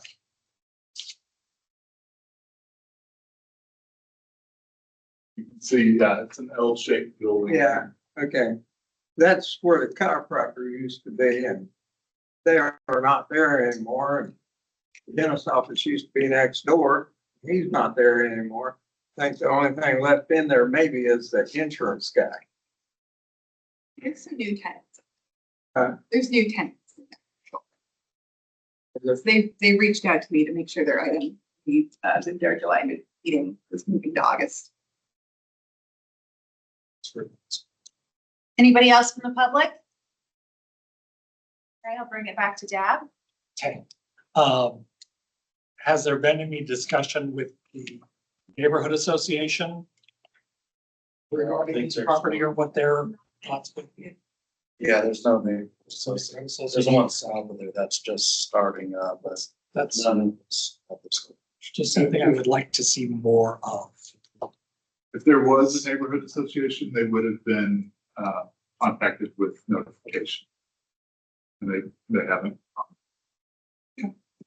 Okay, Okay, I just want to make sure I understood you correctly. So they made sure to contact you to make sure they were on, they aren't here. The tenants, not the owner. Okay, One of the tenants asked me, does this mean our zone case is gone or does it get moved? And I explained it would be moved and they should reach out to planning if they had any other questions. So that's the contact they've had with me. great. It's another case where the tenant is asking about the zoning, not the Yeah. owner. not the owner. It's disturbing. It's bothersome. Okay, so we need to go ahead and vote on this. Is there, There you go. Motion. well, yes, I'm gonna ask for a motion, sir. Really quickly, for clarification, do they need to make two motions, one to deny and one to recommend, or they need just one recommendation? I mean, I think it could go either way. If they wanted to make a motion to deny, but to allow NR, I think they could do that. Okay, so the first motion, I need to have on the floor would be to deny. If somebody- It's whatever anyone Whatever. wants to motion regarding this case. Yeah, we're Let's not, have a we're motion not on the gonna floor. dictate what the motions are. I'll make a motion to deny the commercial, but to allow the neighborhood retail. I second. Okay, so the motion on the floor is to deny, but approve the neighborhood retail district. We have a second. All in favor? Any discussion? No, I'm on- sorry. Any discussion on the motion? Yeah, sorry about that. Any discussion? I'd still rather have two, but that's okay. Any other discussion? It seems as if possibly it's another instance of the owner of the facility selling or the building, selling it with, and the tenant having an intent, not realizing that they had to change the zoning in order to be able to continue on what it seems like. So I'm not sure if I'm seeing the tenant or the owner of the building that about today. So Well, I think by doing it the way we're doing the best we can. They advocate to change. I mean, they're not obligated to share what they're gonna do. They're not that anything's gonna impact them that severely. They'd want to share that. So maybe it's. I just always wonder what they're hiding. And Yeah. it makes me feel like they're hiding something if they're not willing to say, not willing to be here, explain why they're making this request. Am I the only one that feels that way? No, I agree. But they've said that they're okay with the NR. So, Other discussion before we vote? Okay, all in favor? Aye. Aye. All, can I get your hands up one more time? Yeah. All opposed? Same sign? Okay, motion passes. What was that count? It's 10-1. 10-1, thank you.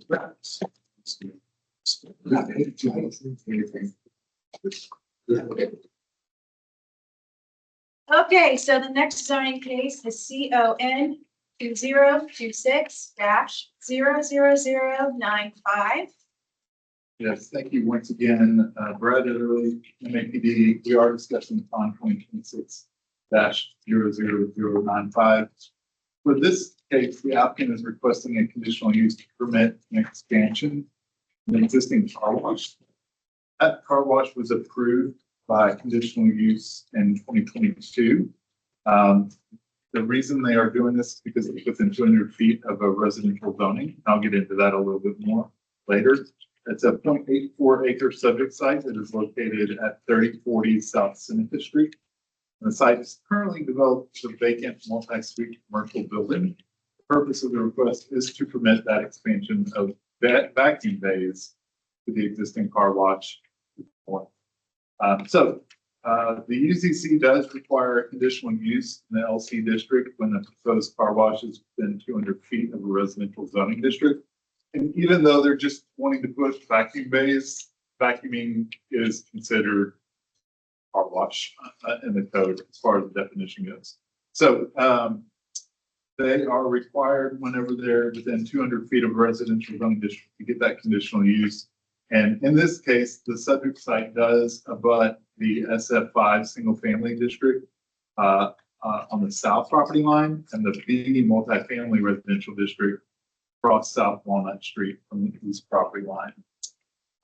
All other regulations that are found in the zoning code would also apply, except for the applicant is requesting a waiver of supplementary use regulation number 4, which states that all structures shall be set back at least 60 feet from the lot line of any lot located within a residential zoning district. In this case, if we can go down to the, let's do the aerial, or actually that's fine. We want to go to the site plan. So they're asking to put some vacuum bays here along, closer to the south property line. South property line is here. So there is a buffer, but it's not 60 feet, which is what the zoning code requires. But you can ask for a waiver of that regulation, and so that's what they're doing. These bays are located about 20 feet. This is about 20 feet from the property line. So they would have to go significantly further up to get that 60-foot setback. And all the supplementary use regulations that are required are attached to the end of the report. So they're proposing these vacuum bays to the existing car wash. The car wash is right here, and they're going south of that. It is going to be, or it's proposed to be developed east of the current building. The current building sits about right here. And so they're proposing to put it on the vacant part of the lot. And so the attached site plan shows patrons would enter the site from either the existing car wash or from South Walnut Street. And so as far as parking goes, the requirement for car washes with dryers is only to meet the queuing requirements of the UZC, which equals to 3 per 20 linear feet of stall, measured from the entrance. I'm not exactly sure what that means, but it's not my job to figure that out. So I'm glad there's somebody else to figure that out. And I'm going to presume that the parking requirement has been met during the original development of the car wash. So as far as screening and landscaping goes, they will need to implement solid screening on the east and south property lines where it butts or is across the street from residential zoning. It would need to be 6 to 8 feet in height. And as far as the landscape ordinance, they would need to install a landscape buffer on the south side of the property as well. The existing vegetation can be used toward the requirement of a landscape buffer if it's deemed appropriate. And then lastly, a landscape street yard with parking lot screening would be required along South Walnut Street. As far as the character of the neighborhood, it's a mix of residential and commercial. Property to the north is zoned LC, is developed with the car wash. The property to the north received that conditional use, like I said, in 2022. Property to the east across South Walnut Street is zone B and is developed with an apartment complex. Properties to the south are zoned LC and SF5 and are developed with another multi-suite commercial building, including a restaurant. And then the single family dwellings in SF5 district here. And then properties to the west across South Seneca are zoned GO, general office, and LC, and are developed with general retail and a financial institution. One thing I do want to just mention, and we'll kind of get into it a little bit in the plans and policies, I think that's the aerial, which I think one more up. It's very small, but you can see these are really pretty long residential lots. And these dwellings are actually about 200 feet away from that property line. So it's a pretty good distance from the property line to the actual dwelling. So there is quite a bit of buffer there already from the actual dwelling unit and where they're proposing to put the vacuum bays. Now they'll still have to meet some of those screening and landscape because they're actually next to the zoning district. But there is quite a bit of a buffer between the dwelling units, and I just wanted to point that out. So as far as case history goes, in 1969, the site was platted as part of the Sellers Edition, and there are no other zoning cases associated with the site. As far as public services go, they are accessing South Walnut Street. Municipal services such as water and sewer serve the site. Wichita Transit serves the site with stops along the west and east sides of South Seneca, just north of the subject site. As far as plans and policies, the request is in conformance with the community investments plan. Future growth map identifies the area to be appropriate for commercial development, which is defined as areas that reflect the full diversity of commercial development intensities and heights typically found in a large urban municipality. So the expansion of an existing car wash would be an appropriate use at this location. The required screening and landscaping are designed to mitigate possible negative impacts, such as noise and light pollution. And then again, although the site abuts single family zoning, the south property line of the subject site is over 200 feet from the nearest dwelling units. As far as the places for people plan, strategy number 6 encourages infill and redevelopment that is contextual to the environment in which it is occurring. And this section of South Seneca is heavily commercial with an existing car wash to the north. So like if we can scroll down to the site pics. So this is looking east into the site. This is the vacant commercial building. This is looking west into the site from Walnut, the back of the vacant building. This is going to be where the car wash or the vacuum bays are going to be located. Looking north away from the site, this is the car wash. Looking east away, the apartments across the street. And looking south away and looking west away, across South Seneca. And so with that, staff does recommend approval of the conditional use request as well as the waiver of the supplementary use regulation that's found in the section 3.d.6.4. Based on the conditions listed in the staff report, again, this is based on golden factors, and we have received no public comment as well. So with that, I can stand for any questions. Any questions from the DAB? Will they be removing the current vacant and graffitied commercial building? Or is that? That I do not know. I don't think that it's in their plans, but I'm not sure. My guess is they're not because of where they're placing it. It's not up again. I mean, it's behind where that building is, but I could not tell you for sure. And I don't know. He's online. Okay. Yeah, so once, we'll go to him after they ask their questions of you. Any other questions from DAB? Jared? So you said there was no public comment. That means there was no protests from anybody? Well, protests happen after the planning commission, and that takes place on August 13th. But we do receive public comments prior to the planning commission, and so we have not received anything as of yet. No emails, no phone calls, no letters in the mail. Okay, John? So this is conditional use only. It's not a change in zone. Exactly. Is there anything just with, you were saying that the houses are at the front of those lots. That means there's space behind. Places for People is encouraging us to split lots and do more lots, which means that potentially, theoretically, there could be another house built behind those current houses somewhere down the line. Is there a requirement for a solid wall or sound barrier? I mean, and are there hours of operation? So they will be required to do solid screening. And that could be a fence, a wooden fence. Typically, that's what's going to be installed.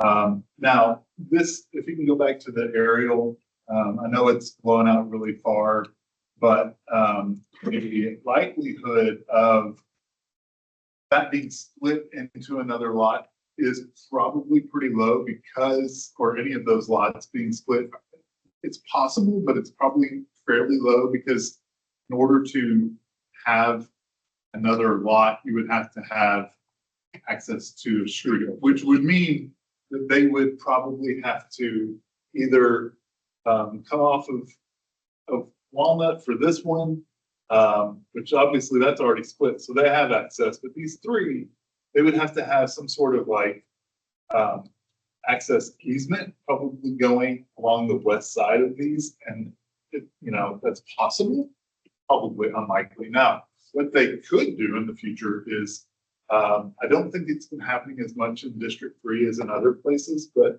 I'm sure that you guys have seen conditional uses for accessory apartments also in this district.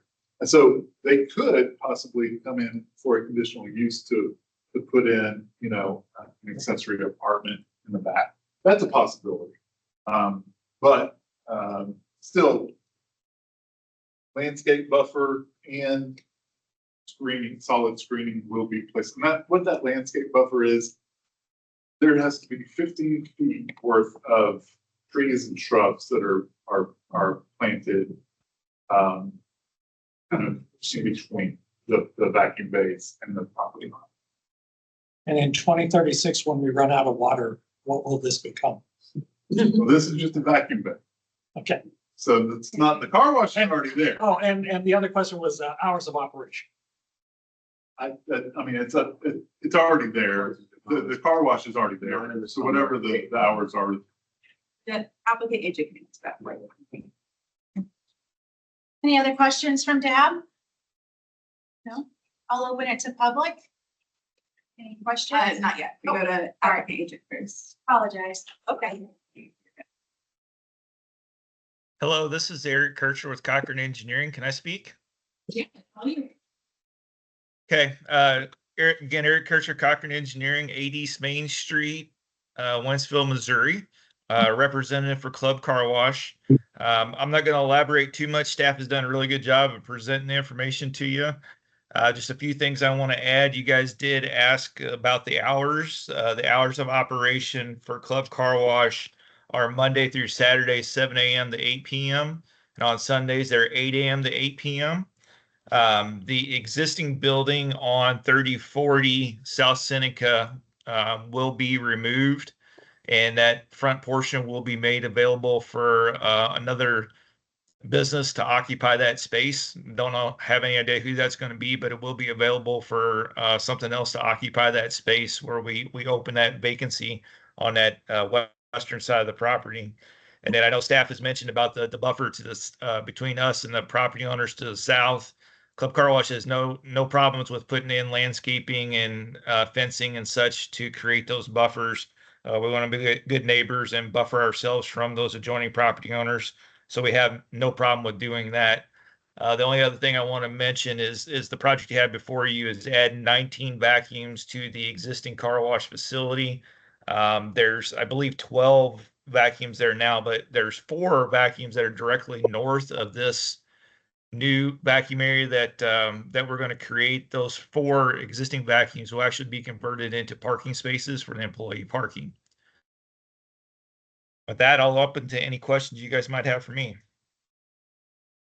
I was looking at the looking east into picture here, and you said the building was going to be removed. Are you going to be finishing that lot, removing those metal fencing and making it more appealing to the street access there?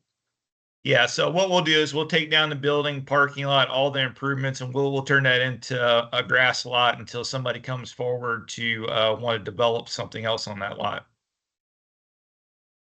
So basically reversing grass from the backside, grass from the front side, and going from there. Yes. Yeah. Correct. Okay. Any other questions from Deb? Okay. Any questions from the public?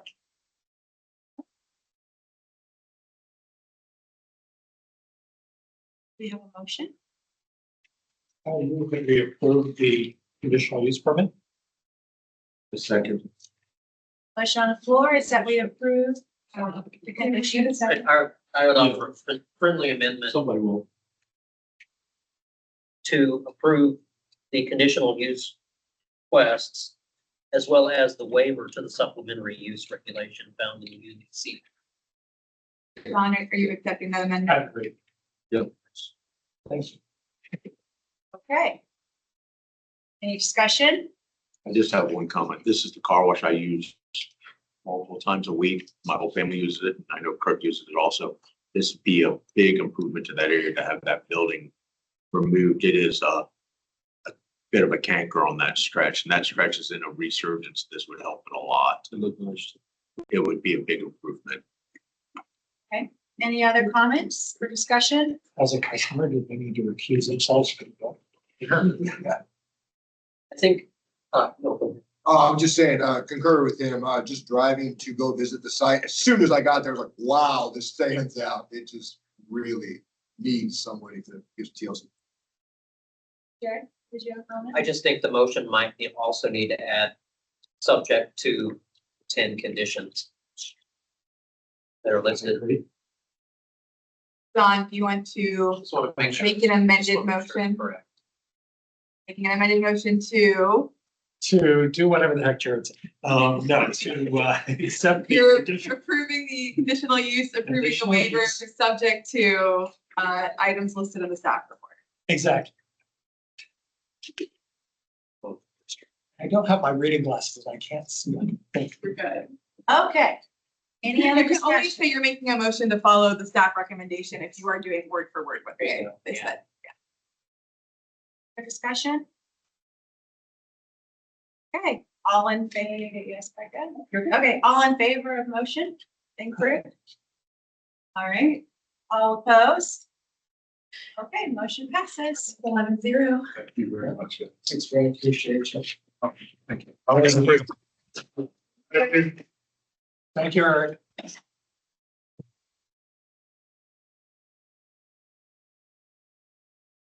Okay, so now we're going to board agenda. All right. I appreciate you guys sticking around. It's always fun when Public Works comes through. You gotta love engineers and engineer speak, so. Narnia, that's one of the big topics that we have, or Chapin Park. I keep getting corrected. Chapin Park and Chapin Park in Canton. We are going through a process right now. It's a different model that we're using to clean up sites. We've shown in the past, and there's a couple of campsites along the river that we have had. They've been compelled by the state to clean up because it was in floodplains. And essentially, if we didn't clean it up, the Army Corps of Engineers is going to come in and we would have to start paying for the levee, to maintain the levee. So we cleaned them up. 47th and Broadway, they're hollering because when you clean a campsite up, they don't disappear. It moves. So what we've been doing with Chapin Park over the last couple of months, and we've had some good successes, is essentially we make it our focus point to get people in the housing, go through the process. So we've gotten about 30 people or so now into the resources they need. That campsite is about 80 people. So we have gotten a number of them out of there, and most of them are also in the process. Many of you may have seen the article that came out here just a little while ago, within the last week, about a lady down there who has been waiting for her vouchers to be approved. It just speaks to the complexity of the problem. We can give you a voucher, then we have to find a place for you to stay. Once we find a place for you to stay, it has to pass an inspection. I will say that there, with the current vacancy rate of about 1.5%, a healthy vacancy rate in the city is about 5%. That means you have open places where people are willing to take people because they don't have people in their apartments or their homes. So right now it's about 1.5%. That makes it really tough to find landlords who are willing to take vouchers and to pay populations. So once we do find a home for somebody, it has to pass an inspection. If it does not pass an inspection, we give them a chance to fix it up, and then they come back out for another inspection before we can get a person into the home. So it's a really lengthy, really complex problem. Like I said, I think 7 people have already moseyed on from there, and I think there's maybe 12 people down there that are just refusing any help whatsoever. Everybody else has signed up for help. Everybody else is going through the process right now. Again, if we go through and just clean it up, bulldoze everything, they go somewhere else. They go into our neighborhoods. They go into vacant houses that we have. So we're trying to do this in the most humane and efficient and proactive way possible to close this campsite down. So we were looking end of August. We have delayed that again to mid-September. Again, a lot of the issues is just going through this process. This is the first time that we as a city has tried this particular model to close down campsites. They have essentially the right of first refusal. Every resource we have is down there right now. So they're giving priority as far as housing vouchers. They're giving priority as far as getting into treatment. A number of the other issues that are holding people back and keeping them on the street. So that's the process we are working through with Chapin Park right now. Again, this is the first time through for us. We don't want, you take one big camp and you spread it out into 25 separate camps. That stretches our resources, stretches PD's ability to go out and respond to a lot of this. So we're going to keep working on it, and hopefully here in the next month or two, we can go through and close it down. And anybody who's at the end and they just refuse any help whatsoever, that will have to be addressed whenever we do go to move to close this campsite. So any questions on that one? Any advice or comments? So what about when they move a block away? A block further? That's an issue that we face. That is absolutely. Maybe start all over, the whole process just starts over again and. Well, no. The ordinances have changed. to where we can get right back on. So it's an issue. Yeah, you do move it. You tell people to mosey on. They do go 60 feet away and post up again. And we got to continue to stay on it. And again, that's why getting people housed has got to be the major issue. Anytime we do cleanups, South Broadway feels it, Lakeview feels it. A number of our neighborhoods really feel it creeping into their neighborhoods. So what can be done to maybe change that 1% to increase? What one? This is the $64,000. Of housing. Yeah. Yeah, housing availability, What's that? of the housing availability that there, the Oh. places there is to keep. I mean, that's what we're pushing for. Some of it is, our affordable housing plan that we have. We've talked about the homes that we have been selling, the city homes. We had ARPA money that we could not actually use to improve the homes for ARPA. But we could improve the homes and put them out for sale. So we put money into bringing those homes up to code, refurbishing them, rehabbing them, and then putting them out on the market. Most of them have affordable housing requirements still. Most of them, not all of them, but most of them still have affordable housing requirements. So it's still affordable housing out there.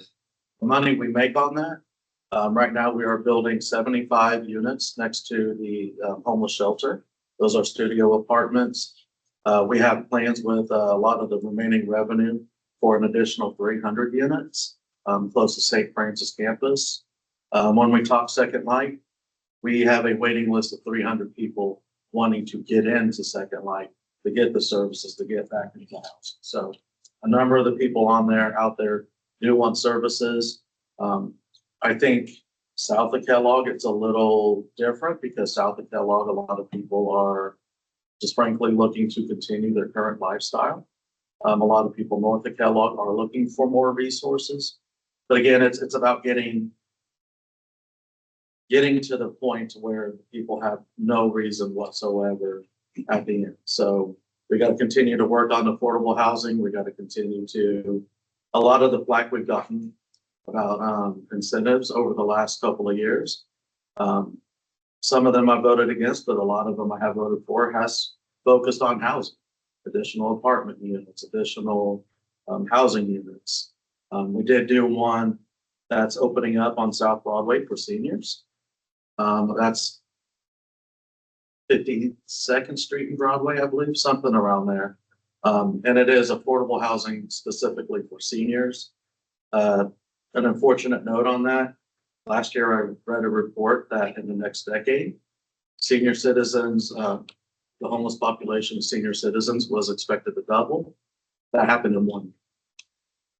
So the number of seniors out there has doubled living on the street from where we were last year. So there's affordable housing units being built with that, with some taxpayer subsidies and some low-income housing tax credits. So there's an apartment building out there that will be specifically for seniors through affordable housing. So we're continuing to look on that. We need people to bring us projects, but that affordable housing fund that we have, I mean, we should have done it 10 years ago, but it's starting to work now. One of the issues with housing is after it fell out in 2008, the housing market, we just stopped building. And now that we have this housing shortfall, everything's like doubled in price. So that's another issue we're facing with people just wanting to build duplexes on the outskirts of the city. You don't see a lot of single family homes being built anymore. But it's, yeah, like Jared said, $64,000 question, just keep working on that housing market. Messing. So that affordable housing that they're building on South Broadway, that's for seniors? That's for seniors, yeah. I've got some questions about that. Yeah, I have too, and I'm like, I don't know, because they say, well, it's affordable housing. And Is so it they- like Section 8 or what? That's what they say, Section 8, and we can't control if anybody wants to turn their property into Section 8. Yeah. So it's not something the city can go in and put a stop to. But yeah, that one is for senior citizens. They're planning on accepting vouchers, but specifically seniors. After they can receive the vouchers, how they maintain the monthly fees and make utilities and all that, who's taking care of that? I'll be on themselves to do so. Sorry, that last part. After they get moved into someplace, how do they take care of and maintain them? Well, that's where we work with them with job placement. Some of them have disabilities. Quite frankly, I've shown you and talked about the city IDs. A lot of these people have like disability. They're eligible for disability. They're eligible for some of these other programs. So the city IDs actually help tap into that. One of the issues we do face is we just get a set amount for vouchers. And so some of the discussions that we have going back and forth, especially with the rise in rent, is do we use that money and have more vouchers for less value? And we've been seeing that there's a lot of people out there who get vouchers and they just cannot find a place to live. So they're walking around with vouchers. But they have to be maintained, and there's no way I could take the board and say, hey, we could move these people in here and you'd work. We have 28 sitting empty right now.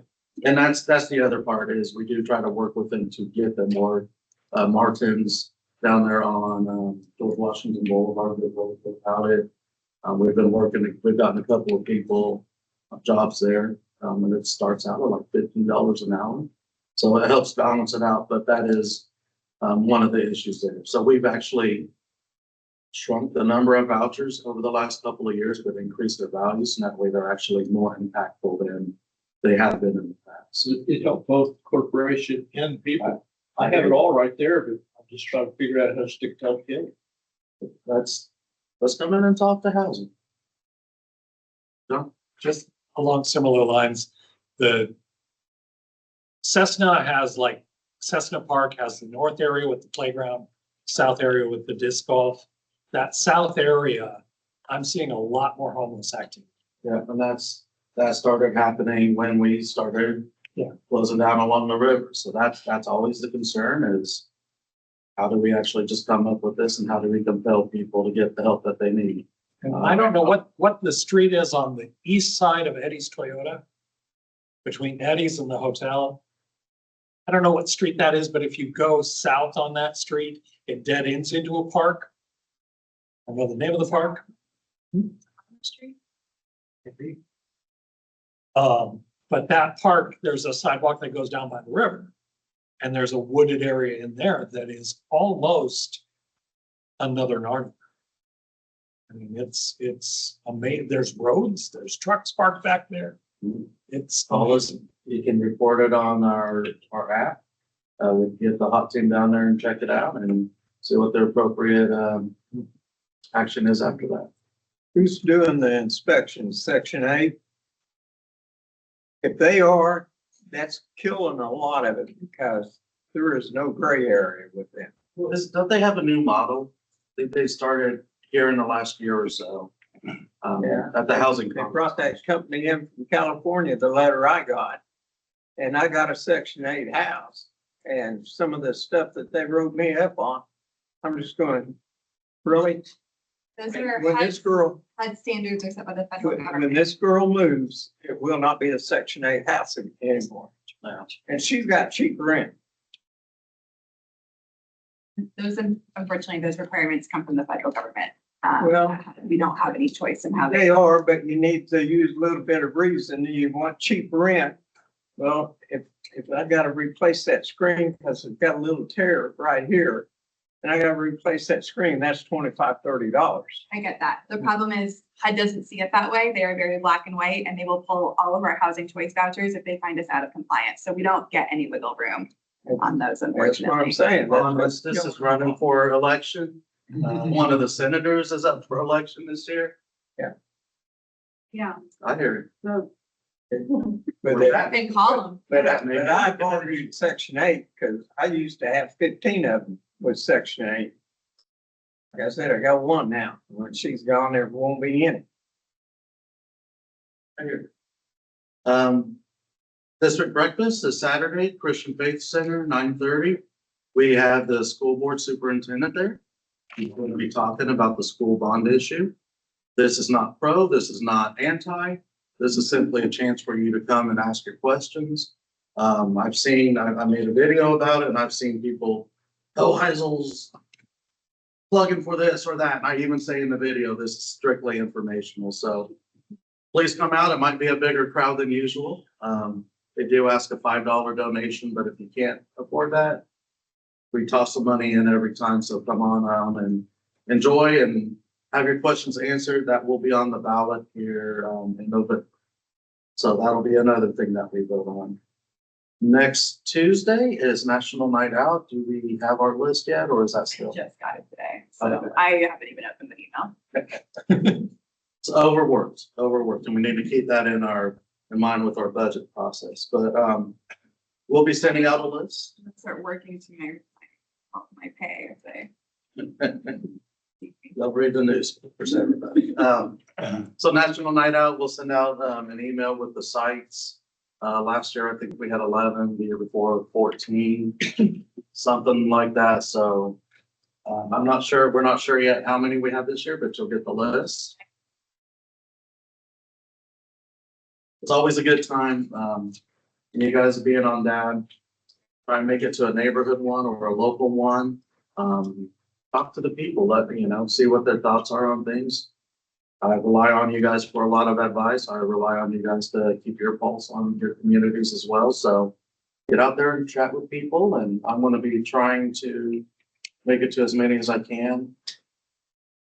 I think last year I made it to all but one. The year before, we actually had a 10-hour city council meeting that did not end in time for us to make any of them. So hopefully it's a short agenda next week. And while Becca's looking at that, the last thing here is it's budget season. Now we've talked about this before over and over. It's a stressful season. We try and plug all the wants and the needs that we have. Libraries, Kurt. I've been advocating for them. Yeah. It looks like we're going to have the recommended budget from the city manager is $350,000 increase. They had asked for 1.4, and then a Cadillac package, which I believe was 4.2. But the plan is to step it up over the next couple of years as we are facing staffing issues. I do support putting more money into that. We're still going through the process. I'm clear on that one. Another thing I'm trying to make sure that we get more funding for Safe Routes to School. We have a study that we've just gotten done with, and it still continues every year, but it's a Safe Routes to School study, which they go in and look at all the schools. Where do kids walk? Where do kids cross at? How can we improve those areas? Speed traps and whatnot, making sure that you have the signs that have how fast you're going through there. I'd like to see more money dedicated for that in the budget. We do $150,000 a year in our CIP to school crossings and school areas. But now that we have the school, Safe Routes to School, I'd like to increase that and get a jump on that. That one is important to me. Violence interrupter programs. We've seen success with this. You guys look at our sheet right here. 1 murder so far today, and that was at Emory Garden. We've had a violence interrupter program that's been working with kids, specifically in Plainview and South City. We have seen reductions in violence. I think a lot of it has to do with them. The run on the mall that happened, or was supposed to happen a couple of weeks ago. Our violence interrupters actually reached out to the kids that were originally pushing that, got that canceled. They work with WPD on a lot of these issues. Oklahoma City, I think, had a shooting because of it. It was a nationwide thing. And so not every community responded the best to it, but luckily we did. We just need to keep our foot. We see the numbers going down, but we need to keep our foot on the gas, engage these kids, let them know there are alternatives out there. Several people with the violence interrupter programs have lived that life. They've all reformed. Many of them are even Christian pastors now.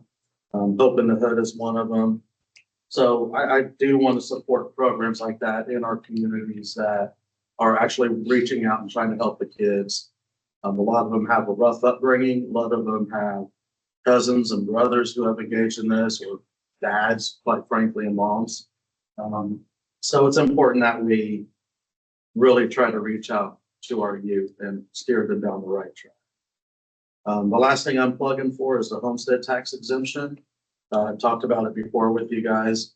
I think we're actually going to be able to get this one in. I did again, make that suggestion from the bench, and I had a lot of support.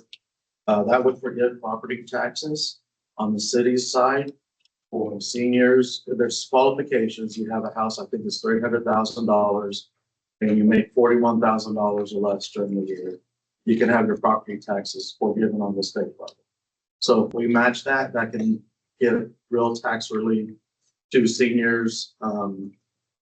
Who, quite frankly, the cost of living is not keeping up with actual inflation. So their social security is going up this much, and inflation and home evaluations is going up this much. So actually being able to get targeted tax relief to people who need it the most. There's also a couple of other areas in there for people with disabilities, specifically veterans with disabilities, and people living in extreme poverty. I think that one's about if you make $25,000 a year or less.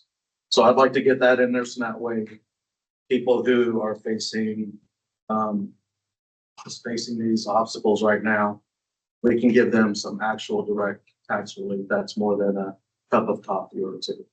So those are just some updates on the budget, but you can go back to the last council meeting yesterday, guys. That was yesterday. We had a nice discussion on it. Some things I was not in favor of that came from that discussion, but please watch that. Please reach out, let me know. Our budget is posted online. You can go through, take a look at it, email me or call me or whatever with any questions. Love to hear from you guys what your thoughts are on the budget, what things you want to emphasize, what things you want to protect, what things you think we can cut. So please go through and let me know what you guys are thinking. Any questions or? Are they doing that budget simulator this year? I don't think we did that simulator this year. If you're gonna ask me honestly, I don't think the simulators, like, there's certain things you can't even, there's certain things you can't even adjust in there, so. It's kind of I a think big. it drove attention or interest, awareness For the, to have the simulator out there. I think people who otherwise would not think about the budget saw the simulator and, oh, this is kind of cool. we've gotten a few people reaching out about it, but we didn't have a lot of engagement with it. Derek? So was it last year or the year before that the council actually lowered the mill levy? That was last year. So what do you foresee happening with this budget? Do you foresee that, I mean, I assume you'll exceed revenue neutral, but do you see the mill levy going back up? No, I think the mill levy will be static. There is discussion from some council members that we just don't take in the full amount. Don't take any? Don't take in the full, Oh, yeah. the full amount that. Keep the mill levy the same. Keep the mill levy the same, but then just say this chunk of money will go Still back. exceed. Yeah. revenue. Yeah, and I think that's the way the county's going. But again, that'll amount to a cup of coffee for a lot of people. So is that effective? Or again, I'd rather have that money that we're looking to not take in and actually funnel it through the homestead tax rebate and get some real relief. No other questions? Everybody must be ready to go. All right, well, I hope to see you guys Saturday at the district breakfast. If not, I hope to see you Tuesday at National Night Out. Those are up there. There'll be a map on our social media by the end of the week. Oh, I might be able to make all of it. It's all. Well, that's considerably less than last year. I know Meade and Grandview and Metal are doing theirs later in the year. We're not gonna have one club. Not this year. But the rest of these I will be trying to hit. I know Plainview always has about 100 people or so out there. 150 to 300, excuse you. Oh, so it's probably the biggest one in the city. So if you get a chance to stop by there, it's a lot of fun. South Broadway is always fun, and we're actually looking to do, I'll talk to this more of the neighborhood meeting, but we're actually looking to do some sort of a festival around the firefighter memorial this year. Just do some fundraising for the park, maybe dump your council members, so everybody can take a whack at that. That'll be a popular one, I'm sure. But yeah, there's the list, and Becca will make sure to email them out. Yeah. Come out, see how many you can make. Maybe I'll get you a special pin if you get all 7 of them, right? All right, thank you, guys. I appreciate you. Stay safe out there, and I'll see you, if not here, see you guys in a month or so. Did you do the dump tank for Debbie? I did the dump tape for Debbie, yeah. It raised a chunk, and my brother came out to throw quite a few on that. So. Okay, so before we adjourn, our next meeting will be held on, it's not July, August 2nd, or not August, I'm sorry, September 2nd. My bad, see, I messed up too. Here at here at this place. Is there a motion for adjournment? Is there a second? Yeah.